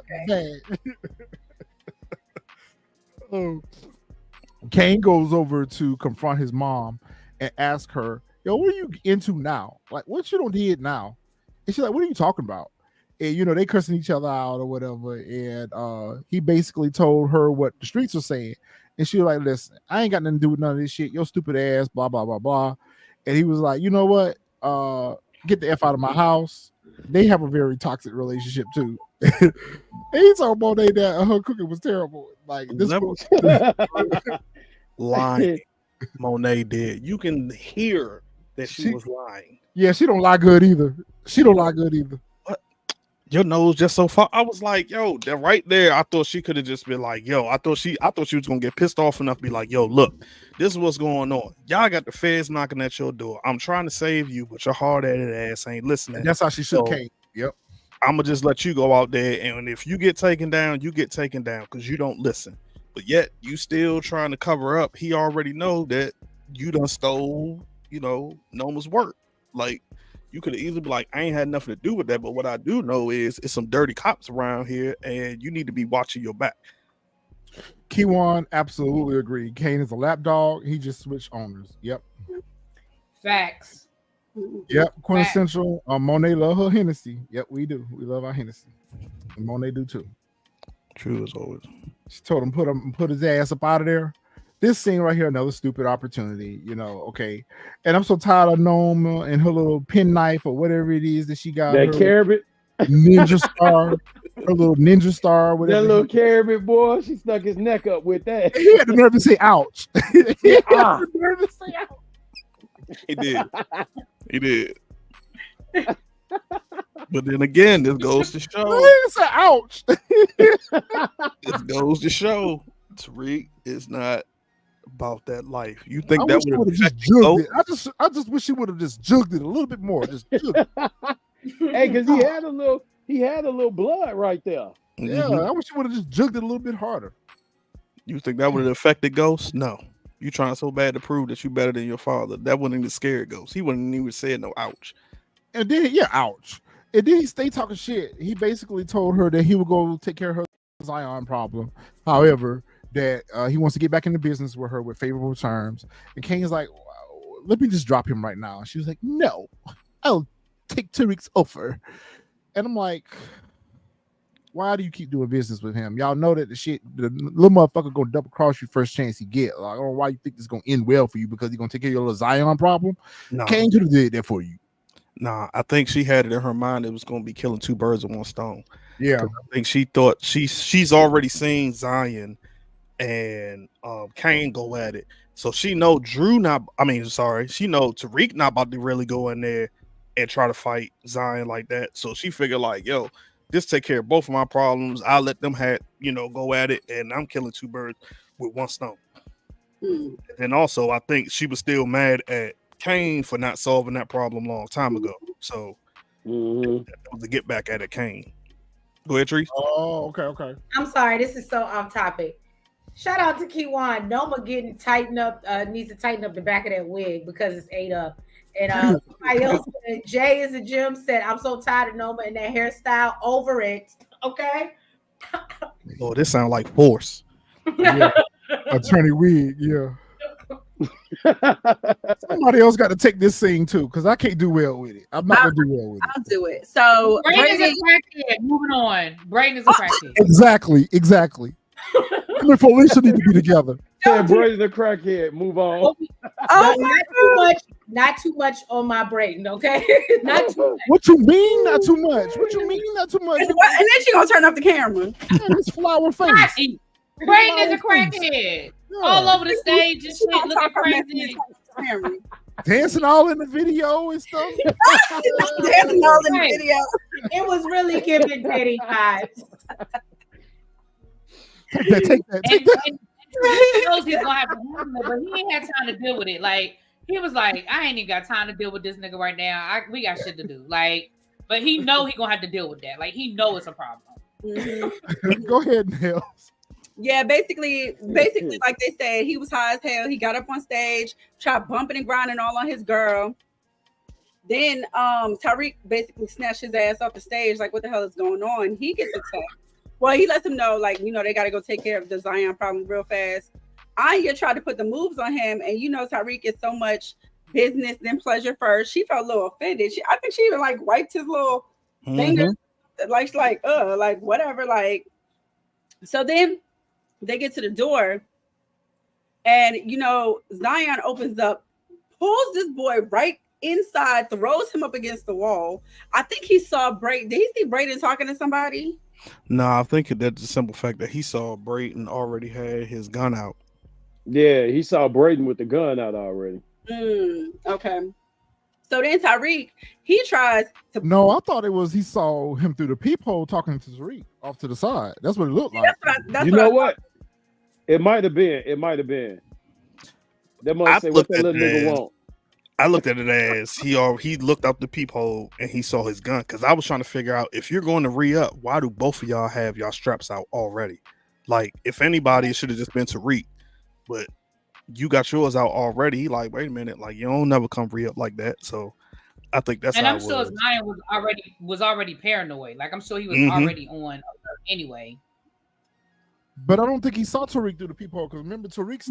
He didn't see Tariq through the peephole. Yeah, then Tariq put his piece through. I don't care. He turned. Look, he turned into Luke Cage on them kids. I thought he was high because of the way he hands all through that safe house. balls and glasses. I was like, is he high? He destroyed that.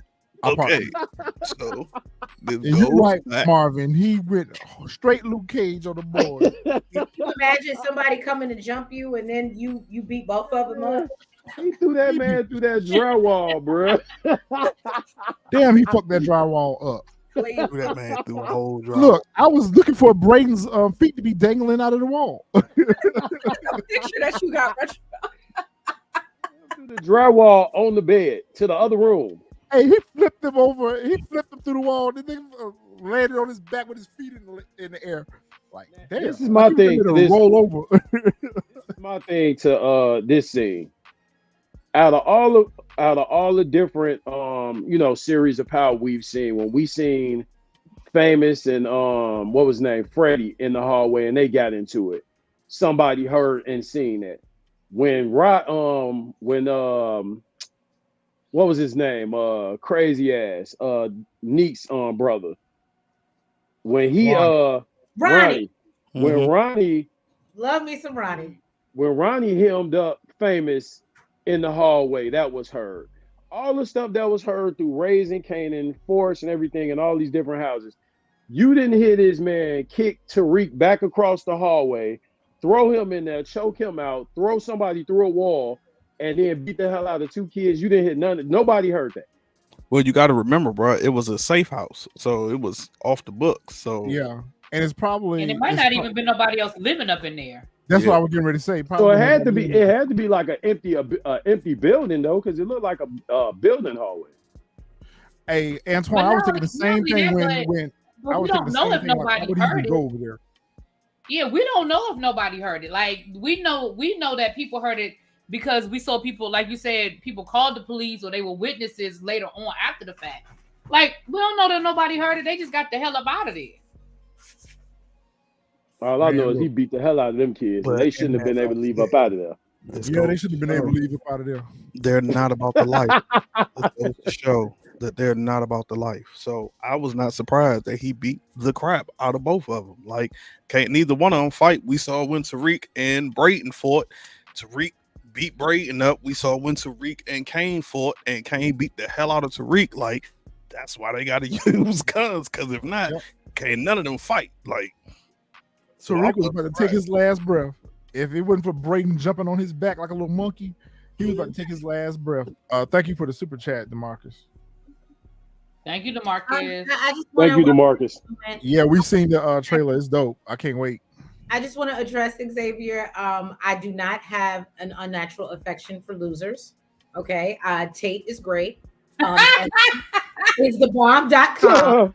And Brayden, yes. Now, I everybody on this panel can't stand my love for Brayden. I'll give you that. I'll give you Brayden might be a loser. I feel like he's Tommy 2.0, and y'all not Tommy. Little Tommy. And that's fine. But you're not gonna say it's an affinity for losers. That's what we're not doing. But I love you, Bookie.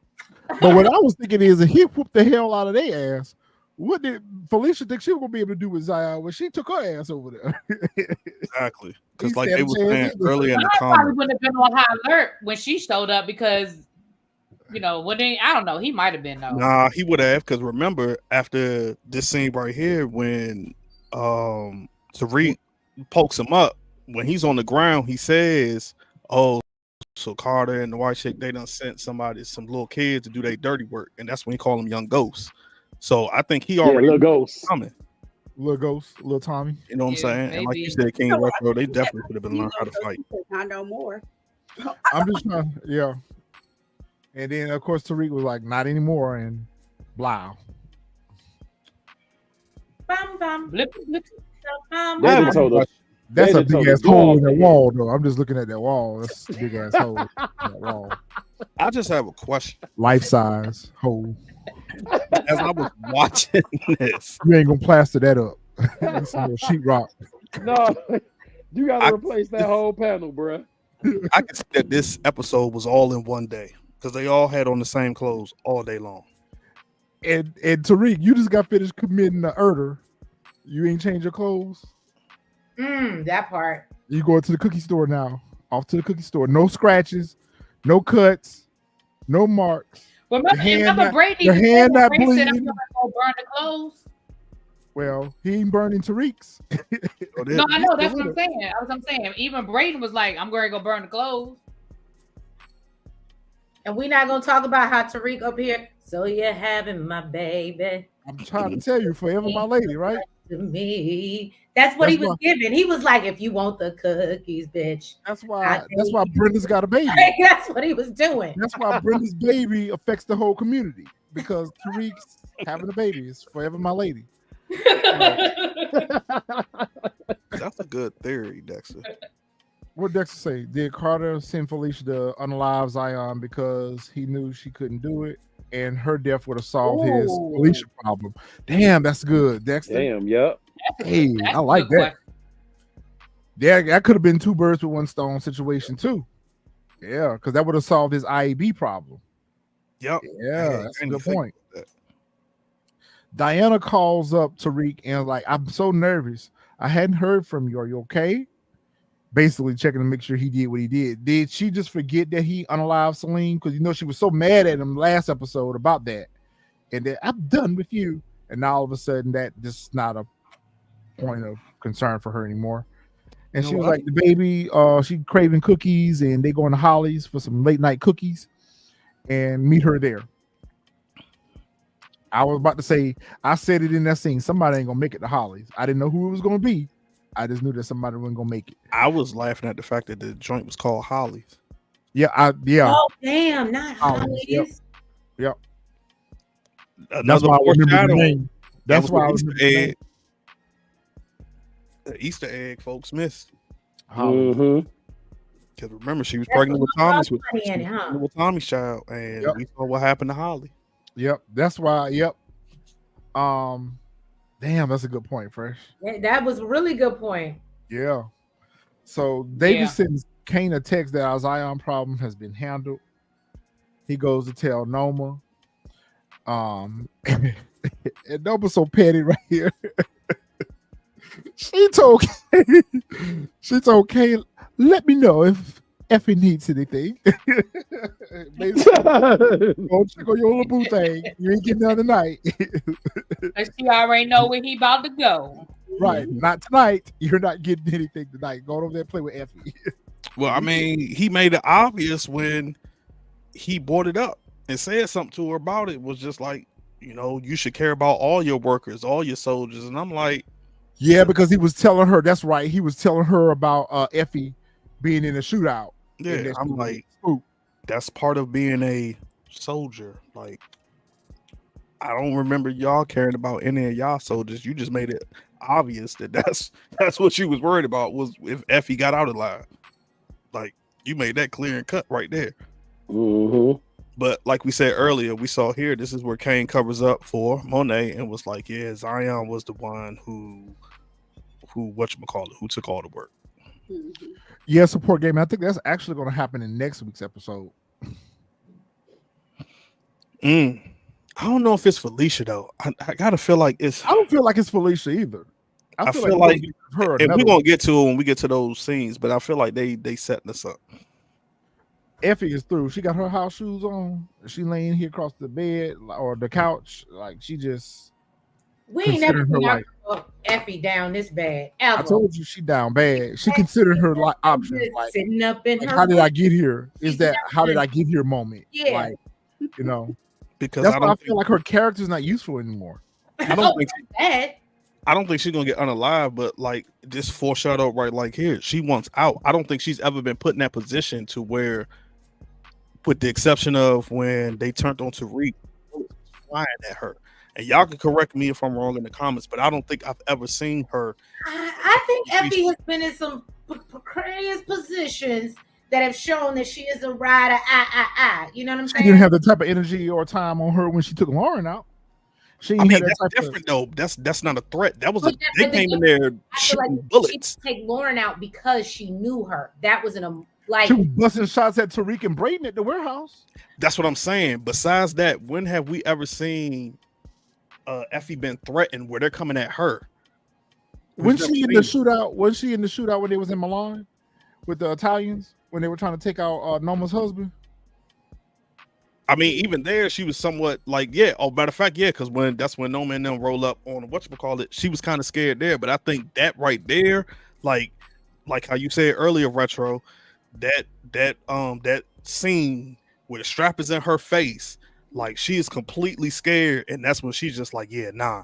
I don't think she's ever had. I don't think we've ever even seen that in a scene. Processing the real danger. Yeah, she processing now, like, yo, I'm getting out this joint because I literally could have been unalive. I don't think she's ever had any type of, like I said, where the threat comes to her is what it is. Well, she better transfer to another school then. She need to get up out of town. go. She better go to Spelman. She better transfer to Spelman or something. She need to get out of town. Oh Lord. Yo, this scene right here was stupid for me too, so somebody else can have it. I knew this was the end of him. The complete. Yeah, he an idiot. Okay, I mean, I'll take the scene. I don't know if y'all gonna like how I do it, but However you want to do it. Carter that his squad is dirty, and Carter was like tried to talk him out of it, and then tried to convince him to try to be a part of it. And you should have known then, Tate, that there was really only one answer in that moment. And you still was probably going to get dead. But if, like, you talking about something, I think about it, you had to know that wasn't the right answer. You had to know you weren't walking away, which is why, remember in the scene, the black dude that got shot at the Russian, the thing, his life was saved by his bulletproof vest. I just knew he had on his vest because I said he has to know he's not walking away from this conversation.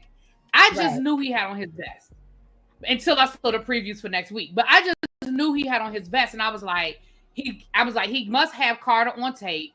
He took that shot. He's just gonna lay there till Carter pull off, which again made me go back to Carter. This is how you got into this mess to begin with. How do you not make sure this dude is breathing? How do you pull off and not put two to the head? I don't understand this.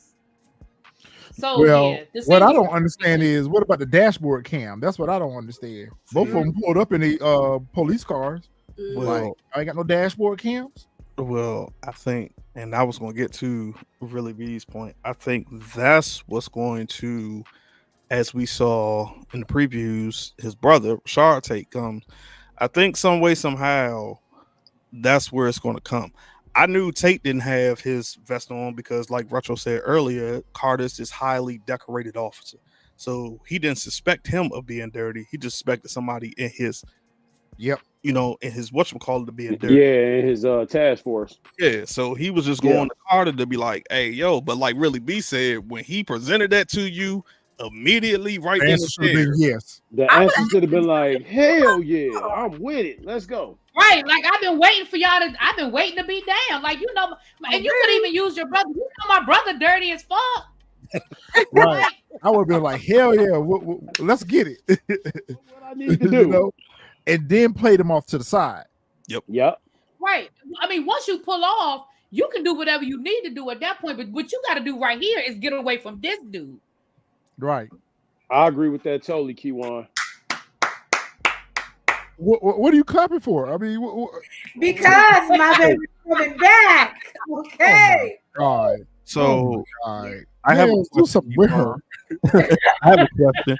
So you feel like they did that so the writers can bring Tate in, or like Detective Carter and them can bring in Tate in? No. It goes back to what I say about the plot devices. That's a plot device. That basically is a reason for Tate to come back. Oh no, and so we can introduce him possibly. The one thing y'all hate to hear me say, possibly getting his own show. That's been off. There is no show. There is no. Thank you, Nail. Thank you, Nail. Thank you. There is no show. Let it go. There Thank is you, no Nail. show for Tate. There is nothing for Tate. Okay, he might be laying next to his brother before the end of the season over with. Okay, there is nothing for Tate. Oh, DeMarcus, that's a great point. Where's RSJ? Trying to find his money that Tariq lost. Trying to find Right, we ain't heard nothing else about RSJ and his missing money. That's right. That man got out of the country. And so she's sitting here looking at the ring cam video of Tariq and Brayden unaliving Zion, which I feel like Carter is going to use that against Tariq. He's going to use that against Tariq to start shaking him down too. Or if he doesn't use it for him to shake him down, he's going to use it for some type of extortion. He's going to extort something out of Tariq. The question is he even going to find out about it? Because Crackhead is pissed off because Diana did. Like, is Crackhead going to erase it? Yeah. So that there you go. Doesn't find out. Oh, good point. There you go. There you go. Or Tariq finds out about it with him knowing what was coming, what happened with Diana, and it turns back. Hey, well, we was pushed to do this for her, for the cop. No, I think I like Really B's theory better. I think she's gonna delete that footage because she even told Diana when she ran up on Diana that it's now we're gonna be in trouble with Carter. Like he gonna unalive both of us now because of your bungling. So I feel like she gonna get rid of that video. That's a good point. But I didn't understand. I mean, I get it, you know, why she got mad because she told Diana to do something. But at the same time, I'm like, why you mad? Like, Zion is gone. You could have rolled that off into the sunset and could have just told Carter, yeah, it got done. It got done. Like too many moving parts. Well, the fact that they're investigating Tariq and that Tariq is the one that went done this. So now it's like he's done them a favor. Like you've involved the op in our business. Like you involved Tariq them in our business, and we didn't want them to be involved. If we wanted them involved, we would have went to them and asked them to do it instead of you. Yeah. So, yeah. And she rolled up on Diana, man. I kind of slightly felt bad for Diana a little bit right here. Okay. She cusses Diana out, smacks her. Diana calls her a bitch. She calls her a bitch back, and she beat the shit out of Diana. I have a question here. She stomped the girl out. Yeah, she did. That was cold-blooded, man. She can't do that girl like that now. Word. She could have smacked her around and called her a bitch or something. Yeah, that's fine. She had to stomp that girl out like that. She was actually begging, and she said, "Please stop." So for you to just sit there and do that, you was just out of it. Yeah, you gotta go. Can I just say this? You know exactly what she was doing. Diana, to be who she is of the Tejada family, ain't got no hands. Right. That was my. But then she got the mouth though. She got all that mouth with no hands. Because I would have just hunkered down and be like, "I'm sorry, bitch. I didn't do what I was. My bad. This is not what I." But I would have done everything. If I know I ain't got no hands to save my ass and she's crazy, yeah, we just not. I don't know. I feel like Diana, you try to walk around here like you're a normal civilian. Right. You try to walk around here like you're a normal college student, knowing that your family in the streets. Why are you not strapped up? Okay, so I got three things. Okay, three things. One, y'all got to remember when they was in the business, Diana was like the only one who wasn't really in the business because they wouldn't let her be in the business. It wasn't until home that she actually got in the business. So of course that's why she ain't got no hands. Two, I'm still lost as to how, and I could be wrong, and y'all can let me know in the comments, how you track a burner phone. Because that burner phone is a flip phone. Right. Okay. That's not a smartphone. So unless I'm guessing maybe as Really B called her crackhead, they must got a tracker on it. Because when she said, "Oh, I tracked you from the burner phone. I was like, how? That's a flip phone. You ain't tracking nobody from no burner phone. Right. Probably got a tracker on it. Clock it, Xavier. Clock it, Xavier. He said exactly what I was about to tell you. What's number 3?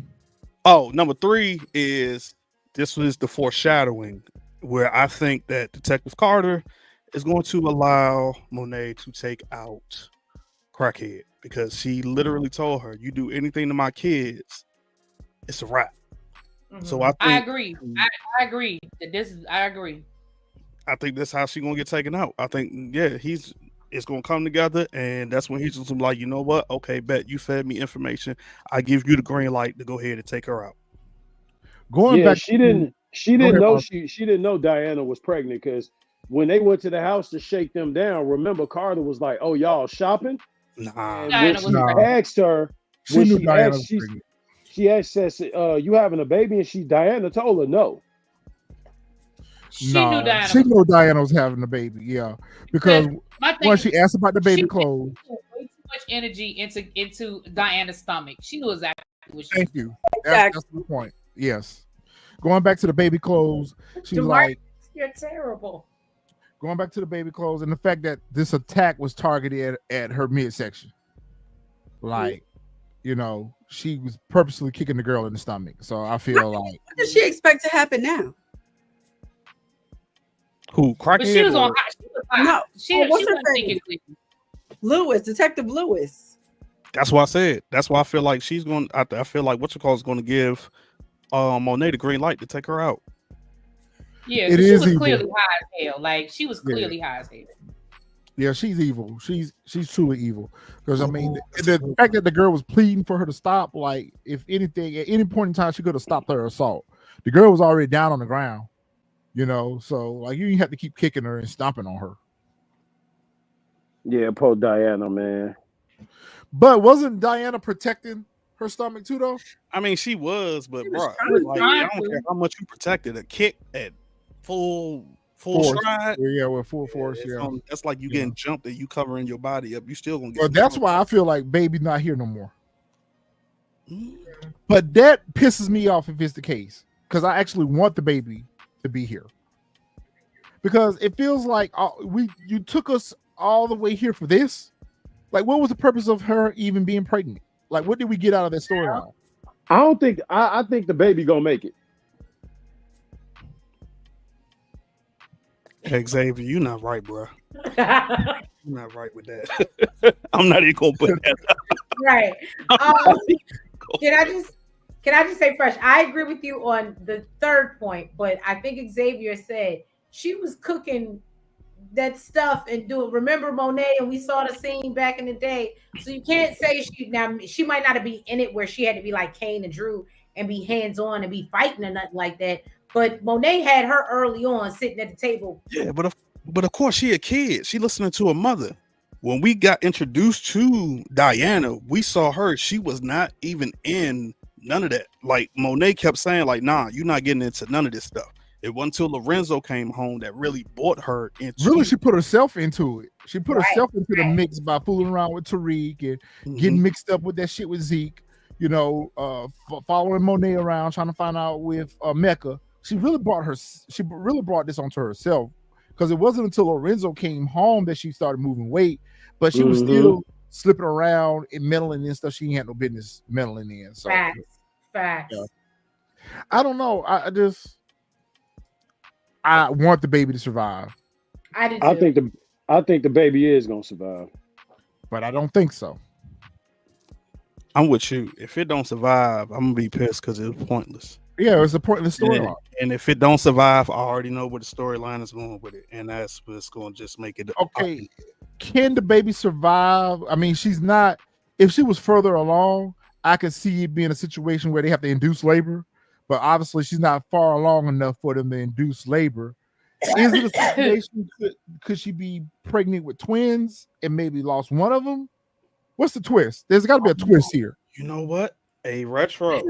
No, it doesn't. Whoa. They do dumb shit all the time where they start storylines and then they end it, and you be like, that was a wasted storyline. So they do it all the time. That's true. Okay, so retro, you remember the theory you did when you looked up the information of the two kids of the two babies. So you might be on to something with that she is pregnant with twins, and one will survive and one won't.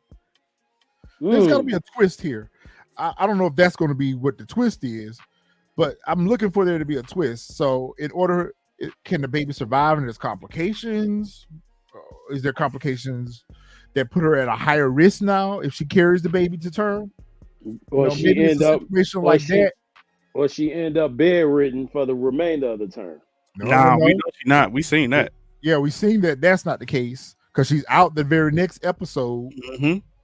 But I'm just trying to figure out what could it be? What could the twist be that allows her to still have the baby, but there's a high probability that the baby might not survive? I like what Kiwan said. I don't think the baby will survive because this will be the green light for them to take out Carter together, for them to all band together and take down Carter. Quintessential. You just hit it because I was just about to say, unless this is about to be her villain story, and now it's about to take her to pull Diana to go completely to the dark side. I was just about to say that, unless it's about to be her villain story.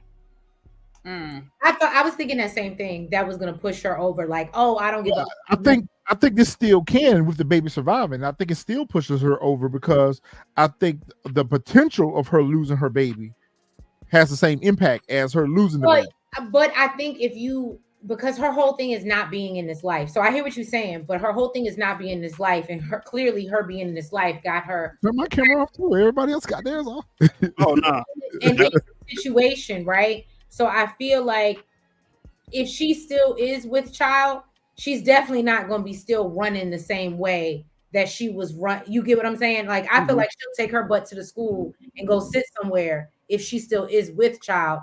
And the only thing that would really fuel her to really be out there is if she lost her baby. I'm just letting you know. Maybe I'm wrong. Quintessential. The twin theory comes from the fact that Tariq was a twin. Right.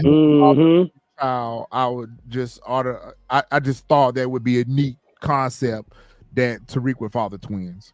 I love that Dexter. We still don't know what happened to Celine. We do know what happened to Celine. Oh. Yes, we do. What do you mean we don't know what happened to Celine? So we know he gone. Yeah, Job's gone. He gone. Yeah, he's not here. Crossroads. He's not here anymore. He gone up to yonder. Did we ever see anything where they were like, oh, they found his body and and they started asking questions? So I get where Dexter's coming from. They still haven't come back and been like, well, asking questions about what happened to Celine yet. They're called plot holes, aka potholes. Okay, I'm just letting you know. In this installment of Power has big, huge potholes. It's a plot hole that just they never came back. I mean, I could see if Celine was a major character, but I don't think his character was important enough. Like when Lauren came up missing and there was no body, she was a major storyline. She was a major enough character for us to be like, well, we never saw the body. I don't know, y'all. Like we did debate about Lauren. But Celine was in 3 episodes. He is not that. It's not that serious. Ooh, not sure. No, yeah, Mr. Hotep, he gone. Right. Mr. Hotep is gone. Right. Yeah, he gone. So we will go to prison for the unaliving of Celine and Zion and miss the birth of his baby. Now that would be good. I would love to see that happen. I think that's how the story needs to end. We only have 5 episodes left, y'all. We're not gonna be here for 6 months. Four. We do it. Whatever. 4 episodes. Yeah, I mean, y'all already know that one episode be lasting 3 days. Like we're not gonna be here in 6 months. Yeah, what are you talking about? This next week's episode gonna be 3 weeks later. Right. This gets to the cookie shop. He gets to Holly's, and he saw that Diana wasn't there, so he goes back outside and calls her and hears her phone ringing in the alley. So you mean tell me nobody else walked by and saw this girl laying out here? Nobody else heard the commotion, saw the scuffle, anything? She just lay there unconscious. Well, I mean, nobody else was out there. I ain't seen nobody. Especially with it being right outside somebody's house. And not even that. It was right next to the business. Look, and no shade, but the way they talk about these rats in NYC, I wouldn't be going and looking around no garbage bags my damn self, honestly. I mean, that's true, but it was right next to this business. So you right next to the business. I don't care. I would hold my bag out and kept it moving. I ain't looking for nothing. I guess so. But I was thinking, and I ain't trying to be petty. I ain't trying to be petty or not, but who still keeps their phone on these days? Like, whose phone really be ringing? Hey, yo. Yeah, I was thinking that too. really, I was My thinking phone will that. never be on ring. I don't even know how to turn it on, to Right. be quite honest with you. Right. Because you know, on the new iPhones, you got to hit tap twice to turn your ringer on and off, whatever. My Oh, I'm understanding. not rich enough to have the new iPhone. I don't know how that works. He's definitely rich enough to vacation and Turks and Caicos and You right. Cayman I pick and choose. You right. I pick and choose. You right. But I hated this scene because he hollering, and I'm like, private jets right there. I mean, you rich enough for that? I wish it was a private jet. It wasn't no private jet though. I wish. Oh, I'm sorry, first class. DJ really be in the Yes, first class flight. That's what I said. I wish it was a private jet. Right, Dexter. I agree with this. No cameras. Maybe. Right. Oh yeah, you know what? We haven't seen it yet. But Maybe. I just didn't understand you hollering somebody help. I'm like, bro, your phone is right there. Like, why Yeah, you that was a hollering lot too. somebody I was help? like, bro, your phone is literally right there. Like, it's right there. But he did pick it up and call for help. Yeah, after hollering somebody help, I was just that's like, instinctive though. Anytime somebody is, they always go holler for somebody help. You could have just ran back into the cookie store and asked them to call 911. that's true. You're like feet away from it. All right, y'all. So that's the end of this episode. Let's get into next week's episode, our theories and predictions. Mone runs and rushes to the hospital asking Tariq, is Diana okay? Well, you are the mother of an underage child. You can go back there and see for yourself. I mean, And see, prime example, this scene right here. Tariq still got on that same Gucci shirt that he done took out Zion in. Why are you still in these clothes? and that peacoat. Why are you still in these clothes? Well, he ain't had time to change. At this point, he had to get his baby mama to the hospital. Nah, bro. You know the game. Your mama showed you. No, I don't know nothing about the game, sir. I don't know anything about the game. I go to work every day. I was getting ready to tell Fresh, I think you need to pull out your Men in Black light because you've been giving, about county uniforms. I don't know about any of those questions. I go to work so every you don't day. remember this because you giving us a lot of intel, like it's inside information, Fresh. I'm just saying. What I'm saying is, in the original Power, after he unalived the dirty cop that took out his twin, his mom showed him what to do. So I'm not trying to figure out why you still in those clothes. Yeah, she did. Tasha told him that she needed to burn clothes and use peroxide, clean up her nails and all that stuff. Because he's stupid. So they're at the hospital right here when Tariq responds to Mone's question about how is the baby okay? He says, go see for yourself. So that could be, he doesn't look distraught. He doesn't look upset. He doesn't look like he's just found out that his child is unalive. So maybe there is a possibility that the baby does survive. Not quite. Can I tell you what we can't do? And I don't know why I just thought about this just now. Because of the way they timelines don't be timelining. What we can't do is Monet walk back in that damn room and she got a whole baby in her arms. That's what we can't do. You better not. Don't. That's what we can't do. I will feel so. I will not watch the last 4 of these episodes. I will not watch the last 4 of these episodes. I'm done. If she walked back to that room, Diana's holding a baby, I will be pissed. Y'all have to tell me how the show ends. Yep. Y'all have to tell me how the show with that. Because I'm done. Because I said the timeline's not timelining, so I'm just like, oh my God. They probably will be like, oh, and like you said, he says, go see for yourself. And I can see him walking in and her holding the baby, cradling the new baby. Like, I can't. Nah, ain't no way. If they fast forward like that, I'm with Retro. I will not. This is the last episode you will see us review.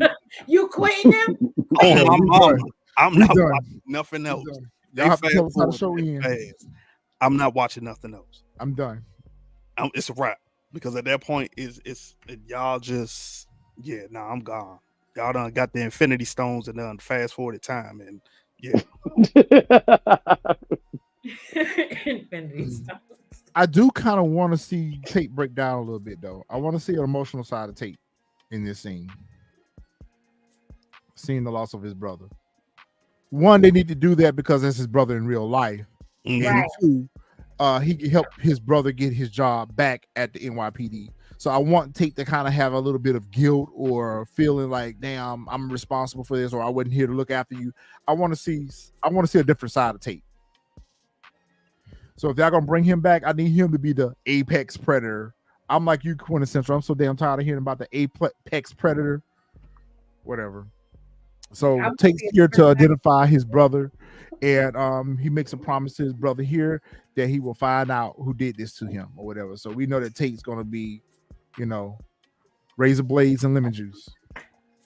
Yep. And is this Right Carter there. that he's talking to right here? Looks Yeah, like he's talking to Carter right there. Carter. Yeah. Carter feeding him some BS. We're gonna do whatever we can to make sure. Like, I'm like, bro, I don't think Tate reach. Like, Right. I And got how a feeling dirty, and how dirty he is. And how dirty he is. I got a feeling he gonna go back to Tariq. He gonna call Tariq. No. Yeah, I said the Yeah, same. he gonna thing call with you. Tariq. Yeah. I said the Yep. same thing. You can call Tariq. Yep. That's gonna put y'all, him right. y'all see how they working him back in the storyline, right? And now he gonna get with Tariq and be like, yeah, that was he off my brother. That's nasty work. So you gotta handle it. Let's do it. Tell him. But you And know if not what? Tariq Davis. You know what? Going back to what Really B said, or somebody said about his Felicia problem, he may pin her ass up with this. Oh, that's a great point. Yeah. Oh, that's true. That's right. Tate is a former cop, and y'all know he was a dirty cop, so he know what it looked like. Right. Yeah, he know what it looked like. He know exactly what it looked like. But Carter gonna pin somebody up. Somebody gonna get pinned up for this. Okay. And this is the scene where I feel like the pinup gonna happen. Because in the next scene, I don't know if you got the screenshot for it. Oh. Tariq, take this Gucci shirt off. I mean, I like the shirt too. The shirt is fine. I realize he got that shirt on. The shirt is fine, but I don't need you wearing it 2 days in a row. All right, take the shirt off. All right. I mean, the shirt is fine. All right, I ain't gonna lie, but I need you to change your clothes. You back at the dorm. You see, Tariq getting the weapon, so they getting ready to ride down on Crackhead. I think that's when Diana tells Tariq what happened. I think he gonna ride. They gonna ride down on her. Yeah, because Tariq tells Brayden in that same scene. Diana. I wish you would have got the screenshot for that because Brayden jump up and he started putting his shoes on. It Yeah. reminded me of Ghost and Tommy. Remember when Ghost told Tommy about Raina and Tommy was ready to ride? That's what it made me feel like, that scene right there with Brayden getting up, putting his shoes on, like, let's go. We got who we gonna go pull up on? Yo, she got a good theory. It might be Tate that take out Carter.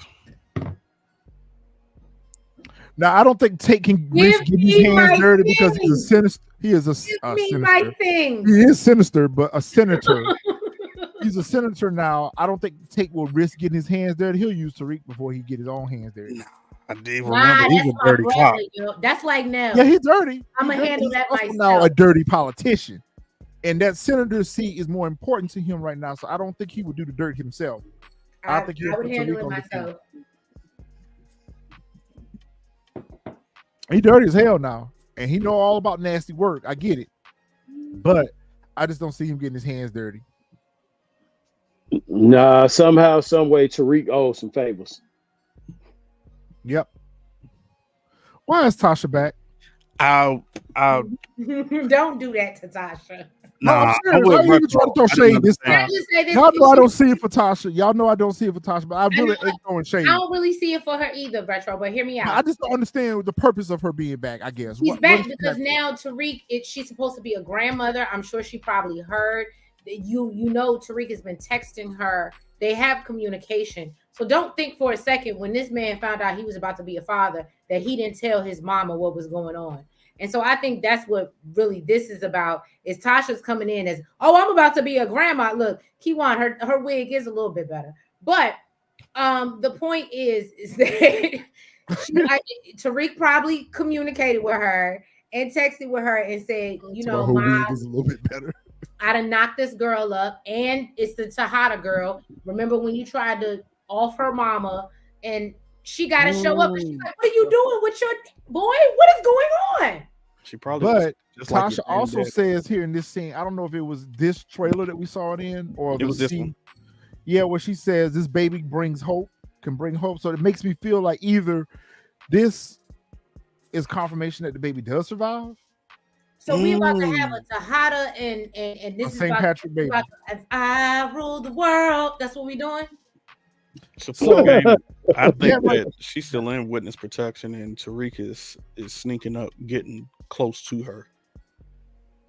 She's still in witness protection. Or either remember, he goes to her for advice, or he goes to her to let her know that she's going to be a grandma. Yeah. But or maybe he goes to her and asks, "Can Diana hide out with you for a little while?" That could be, because remember here, Tariq says, "I'm not Ghost. I'm better than him." Like I could think, and I was just like, "Yeah, okay." You know what I want to see? And DeMarcus mentioned it. He said, "I hope we get a scene with Tariq, Diana, and Tasha." I want to see with Monet and Tasha and Monet. Yeah, I want to see that because we know that Tasha was the one that took the shots at her. So I want to see how that would. But they don't know that. Only Tariq knows that. They don't know that. So imagine being expectant grandmothers. I'm speaking from a woman's perspective. I got You're you. expectant grandmothers. Gushing and the baby survived this tragic event, and then you find out the other grandmother tried to take you out. Yes, Kiwan, Tariq is nowhere near better than Ghost. No. So I guess it's a round 2 for these two. Yep. I guess round 2 for these two. I think Noma just used anybody who I think whoever she just used whoever she can use. I don't think she really do see it for Davis though. I think she really do see it for Davis. She like Davis. Davis is the type of dude that And Davis is single now. No, because if that was the case, she could have did that with Obi. When Obi tried to get close, she almost cut his throat. She didn't want Obi. Yeah, that's my point. That's what I'm saying. Like, so she's attracted. She's only using Kane and Davis to get what she wants. I agree with that. You think so? No, I think she want a piece of Davis. No. Because if that was the case, she would have cut Kane off. No, that's not necessarily. That's not necessarily the case. She's gonna use them both to get exactly what she wants, and that's to be legitimate. Yeah, that's what she wants now. But that's what she sees Davis as useful to her, is to help her be legitimate there in the U.S. It's whoever can get it done for her. Because if that was the case, she wouldn't even never jumped in that bed with Davis. Davis got something done for her. She like, okay, bam, boom. All right. That was his reward. As what you say, Retro, what was it? The humps. What did you say earlier? The humps. So she like, okay, bet. And as we saw in this scene here, Kane is mad because he like, can you trust Davis? She like, no, I don't trust him. She don't trust Kane either. She just like, whoever can get stuff done for me, okay, y'all can get the humps. I'm gonna just keep using y'all top. Just giving out all her stuff to everybody that do something for her. Yeah, she is giving up her stuff. I don't even know what she's talking about in this scene right here. I don't. Oh, remember. This was the scene where Kane said to her, like, "Yo, can you trust Davis?" And she said, "No, I don't. I don't trust none of them." Okay, yeah, I remember now. Yep. Okay, where are they at? I don't know whose house this is. I don't know whose house this is. But this is the scene because there's a trailer out, and I'm sure everybody has seen it, where Carter pulls up because Diana is in this scene as well. And she's dressed in all black. Yep. Yeah, she's dressed in all black. Screenshot. I don't think in the previews they even showed her. They showed her. Oh, she had the same black outfit on. Yep. And Carter shows up and he has 2 straps on him and he has it pointed at them because it's a scene where all 3 of them got their hands up like this. Yep. So I'm wondering here, I don't know, maybe. And Monet looks shocked that someone else walked in on them. You know what? This is a theory and I'm probably wrong, but I'm thinking here, like somebody said earlier, all 3 of them band up together. They go take out Crackhead. Yeah. And Carter shows up. And this might be her place. I mean, it's a nice place for a cop, but well, they getting all that dirty money. Yeah, she is getting all that dirty money. Yep. And she don't look like she's smart enough to not make it look like she's spending dirty money. That's true too. Because remember, she was so excited to get her cut from the Russian operation. So maybe this is Crackhead place. Because I'm just trying to see who this is that Diana has recreated the ghost scene from when he was in prison. And she smashing somebody's head in. Yeah, she smashing somebody's head into something. So Felicia. All right. But I also feel Diana's gonna take Felicia out. Diana gonna get her. I also feel like if Diana had miscarried, wouldn't she still have to? Wouldn't there be some complications centered around a miscarriage? Because don't they have to force an abortion? Not if she's not that far along. Yeah, That's the not whole that far. point. She's the first trimester. At this point, it would just, and I'm not trying to get into details, but yeah, it's not that serious in the first trimester. It's Yeah, not. it would just. Yeah, I didn't want to get graphic. It would just. No, I was just wondering about her physical condition. Would she still, after miscarrying, would she still be up and moving around? Yeah, I mean, yeah, for the most part, And yeah. hospitals don't keep you no time, no way. They be like, you can go home. Right, yeah. Because she seems fine. She seems to be moving about fine. Like she doesn't seem like she's got any type of, medical issues or anything like that. So, and is she showing in the pictures that y'all saw? That would be the. It could be Davis's house. It could be Davis' house, or it could be Carter's house. No, I think that's who Jay is. Jim is referring to, Detective Carter. Oh, okay. Remember, when he left, he kissed that picture of his wife, and he did have a nice place. So, what do you think? They're breaking in to try to find something? It could be Carter set him up to where, again, like I said, he gave them the green light. Take Carter out. Take Detective Felicia out, as Really B calls it, Detective Crackhead, and now he got something else on them. Okay, we'll see. And like I said, that whatchamacallit, he got 2 straps. So I think one is like his official, police like strap, and another one is like a dirty one. So we ain't seen the last of him. I just don't know where it goes. Like I said, all I know is if what Tree said, and it's a baby in this next episode, I am not watching other season. Period. Y'all won't see me no more till it's giving soap opera. It's giving, because the timeline is and y'all, I got into TV because of soap operas. My grandmother got me on it, and it gives me the vibe that we're gonna walk in that room and she's gonna be holding some babies, and then go ahead with that. And then I'm gonna avenge the fact that somebody tried to take them out of here. That's what it's giving, y'all. And I may be reaching. It better not, because I don't want to receive. And I wouldn't want to watch it either after that. But I'm telling you, because it just doesn't make any sense. She hasn't progressed. She doesn't have a bump. There is nothing about this pregnancy that gives, like, it's going. So what are we doing? We only have 4 episodes. What are we doing? Oh, y'all know I ain't never seen it for this installment of Power. Is it just me, or is it time for it to go? Are they just? It's like the way they're writing the show right now. This last season is like, I'm glad that it's going. To be quite honest with you, it's a hard watch. It's at this point, it's a hard watch. I would rather watch a lot of other things than this. Yeah, season 3 of Bel Air was better than this. Facts, way better.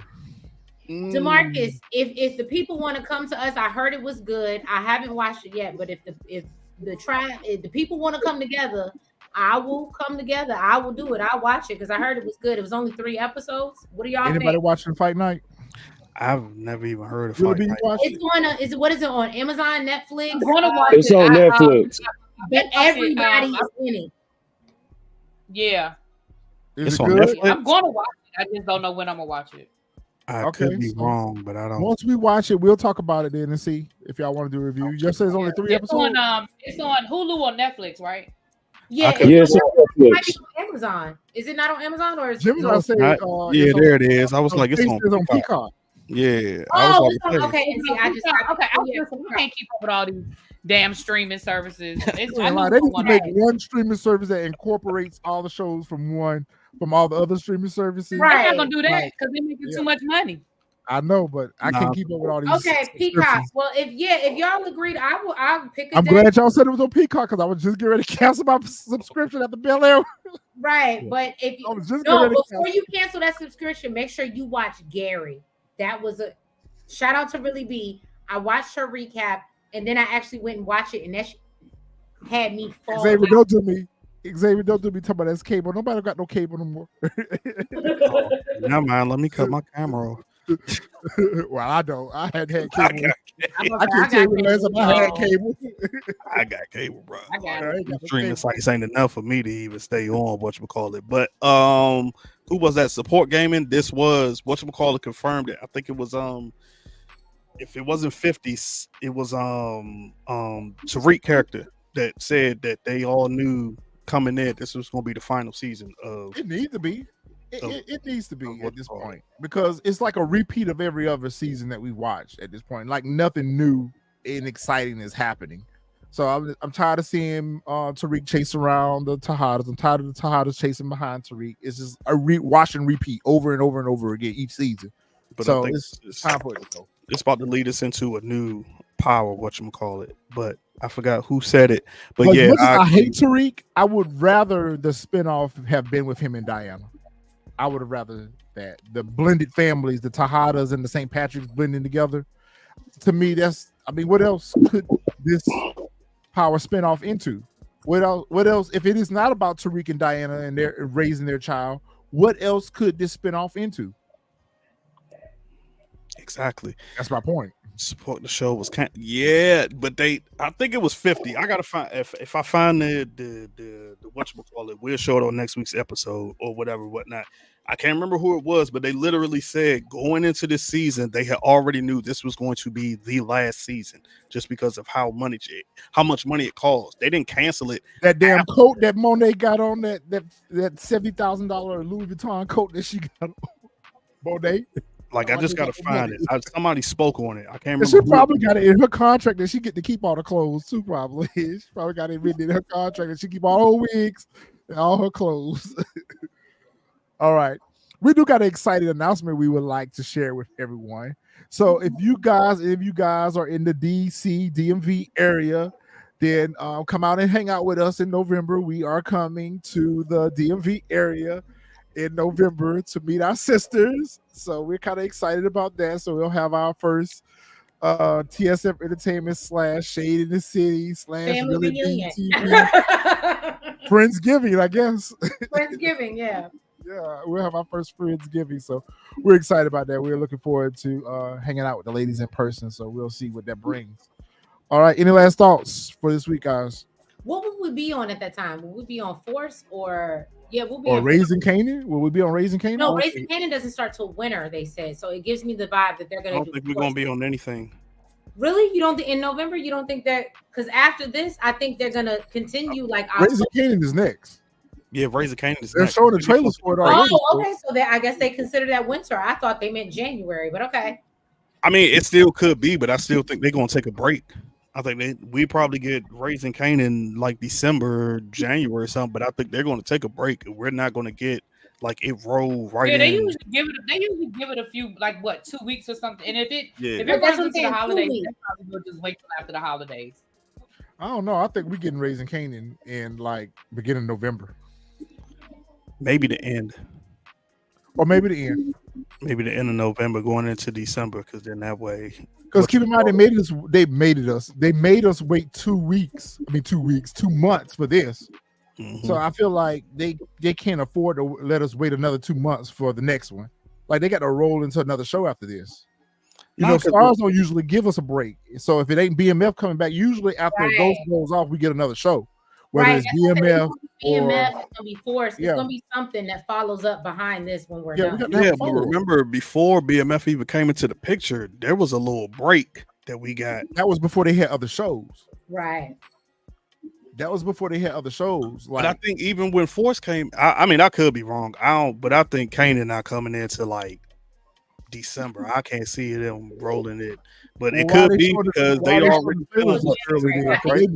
They normally don't show the trailers until the show is getting ready to start airing. You know, they don't show the trailers this early. It's like September right now, right?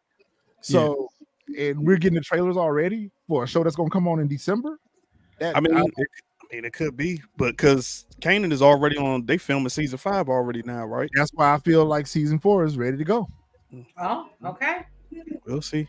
They are filming season 5 right now. That's confirmed. So they are, but keep in mind, after this goes off the air, that's all we have is Raising Canaan.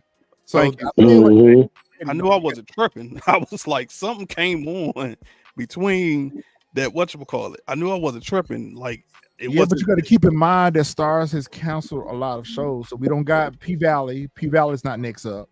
You know, they canceled Heels. They canceled Step Up.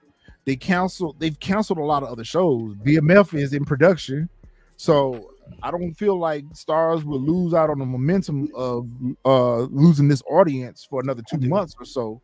But they got a show already ready to go. I feel like they're gonna roll us into something. They got to give us something. I do. And isn't he moving his stuff over? We don't know yet. And plus, they got to go ahead. I don't know if they have announced it yet. I don't know if they've announced production on Origins yet. I don't think they have. I think we're going to get it. I think we're going to get another Power spinoff before Origins. Nah, not even Origins. Like how they've been rumoring about it going over to Europe. I would like that. Because this is the last season of Tommy too. This is the last season of Force. Right. So I have a feeling somewhere, somehow, we about to catch another Power spinoff. And okay, Xavier said Origins is in development, so they haven't even made it to pre-production yet. Yeah. So I also think that they are, just my idea, I think they're closing out the shows that they have, because we're talking about contracts production wise. They're closing out 50 is closing out what he has. And then I guess my real question is, where are we going? Because he wasn't happy with Stars. Where are we going to New Orleans? We're going to New Orleans. So she mean like what streaming site? Yeah, what streaming site are we moving to? I mean, to watch our shows. What would be smart for 50 to do is to buy a streaming service. To just go ahead and buy one streaming service, or either link up with Netflix, right? Or Amazon. He got Prime. The Diddy documentary on Netflix, so maybe he'll just do the rest of the new Origins and all that on Netflix. Maybe that's what it'll I do. hope not. The reason why I don't want it to be on Netflix is because I don't want to drop the whole season. Yes, I don't want to do that. Yeah, I don't want to do it like how they did. Man, they killed us on Bel Air, yo. Bel Air. Because how they dropped the episode. Yes, I'm so disappointed how they did that. This was the best season of Bel Air, and this is one I would have liked to watch week by week versus dropping the whole season the way they did. Hey, Xavier, no, ain't no way in hell. Ain't no way he going on no damn Tubi. We ain't going no Tubi. Subscribed, Xavier. I'm sorry. No, not Tubi. Power is too much of a hit for it to be on Tubi. Yeah. No, not even syndication. Look, that's like matter of fact, what are they showing Power on now? One of these streaming services doing like Pluto. Pluto is showing the reruns of Power. Yep. Because I actually go back and watch them, and them joints are so dope. Yep. So I wonder if it could be on that site, but to me, for it to be 50 cents, it's gonna have to be a big name streaming service like Netflix or Amazon Prime. Amazon Prime would be dope. I don't know who we're going to, but I mean, like I said, unless they do it like the Ozarks and they drop first 5 and then they break it up like how they doing, Ghosts. I'm curious. I don't know. All I know is I'm just kind of serious to see how all of this ends. All I know is if Tariq is not in jail or unalive, y'all better make this story dope on how it's going to end. It better tie into another spinoff somehow, some way. Because if not, and y'all just end it with him walking off into the sunset, I'm gonna be pissed that I wasted my time. I was watching Really B's review earlier, and she's still living in that world that Ghost is alive. Me and her have always kind of felt like Ghost ain't never went nowhere. Really be perked up. Ghost is not dead. So could it be? But Amari Harvick already said he ain't coming back. Listen though. I don't believe that. I think they trolled us. Listen, I don't believe that. They did it with Unique. They did it with Unique. Yep. Okay, that was a thing. Right. I just think they were Unique. Unique was on a whole press tour. Yep. Okay. Right. He did interviews and everything. That's right. Okay. I'm crazy for this, and I'm not drunk. Some of the scenes, some of them, not all of them, some of the scenes look as if someone is watching Tariq from a distance. The way they shoot him, just like the scene at the cookie shop. At the cookie shop, the way when they shoot scenes, shot them from across the street. Yeah, from across. Oh, you know what? I didn't even think about that, bro. You're right. Like from across the street, it's usually from a viewing perspective. Yeah, a second. That someone is watching. I'll say this though. How crazy could it be that Ghost has been watching Tariq all along? That would extremely be dope. But if you think about it, his tombstone don't have a date on it. It just said his name. Nigga, tombstone ain't a body in the casket. Right, exactly. That's what irritates me. Didn't show a body. This episode that we getting ready to watch Ghost is next week. alive, that's bad writing. Why? Actually, if Ghost is not bad alive, a writing. lot of shit that we thought was bad writing actually makes sense. Especially where their lawyer is concerned. If you go back to, even if you go back to the very beginning, if you go back to season 1, a lot of stuff that we had, well, I'm gonna speak for myself. A lot of stuff that we had issues with, for example, Stern. How was it so easy for Stern to get Tariq set up, right? The lawyer, the mama being in and out of witness protection. Nobody gets in and out of witness protection like that. Like after you've been compromised, she's been compromised 4 or 5 times because of her. Not because other people found her. She's telling people where she is. They don't keep you in witness protection like that. A lot of stuff would actually make sense if Ghost is alive. And the fact that they never showed us a body. Just like in this episode that we're getting ready to watch right now. Everybody got a body, bro. Everybody got a body. We didn't see Ghost die. We saw, no. We did not see Ghost die. We saw Ghost get shot and we saw him fall off the thing. All we saw was Tommy holding his body. That is the last time we saw Ghost. And that's the last time we've seen. We've never seen his body in the court. We've never seen his body in the casket. We've seen Sax. We've seen Angela. We've seen Tate's brother. We've seen characters that we don't even care about laid up in the morning. Kanan.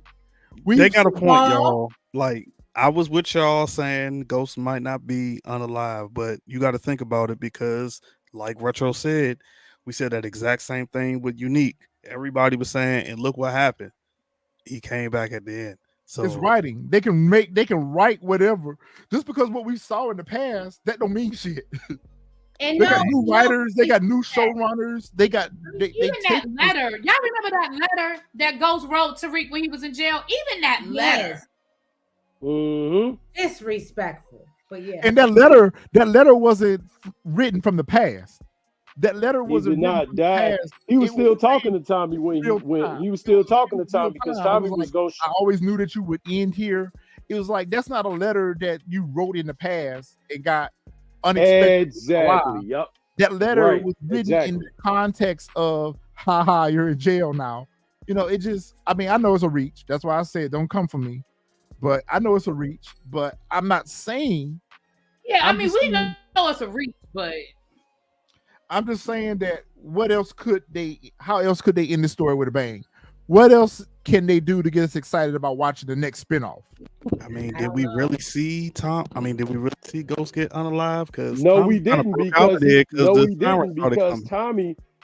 didn't because Tommy was actually gonna take a shot at Tariq and Ghost told him don't do it and then made him promise that he wouldn't touch him. We didn't see him die. And not only that, but we never saw anyone identify the body.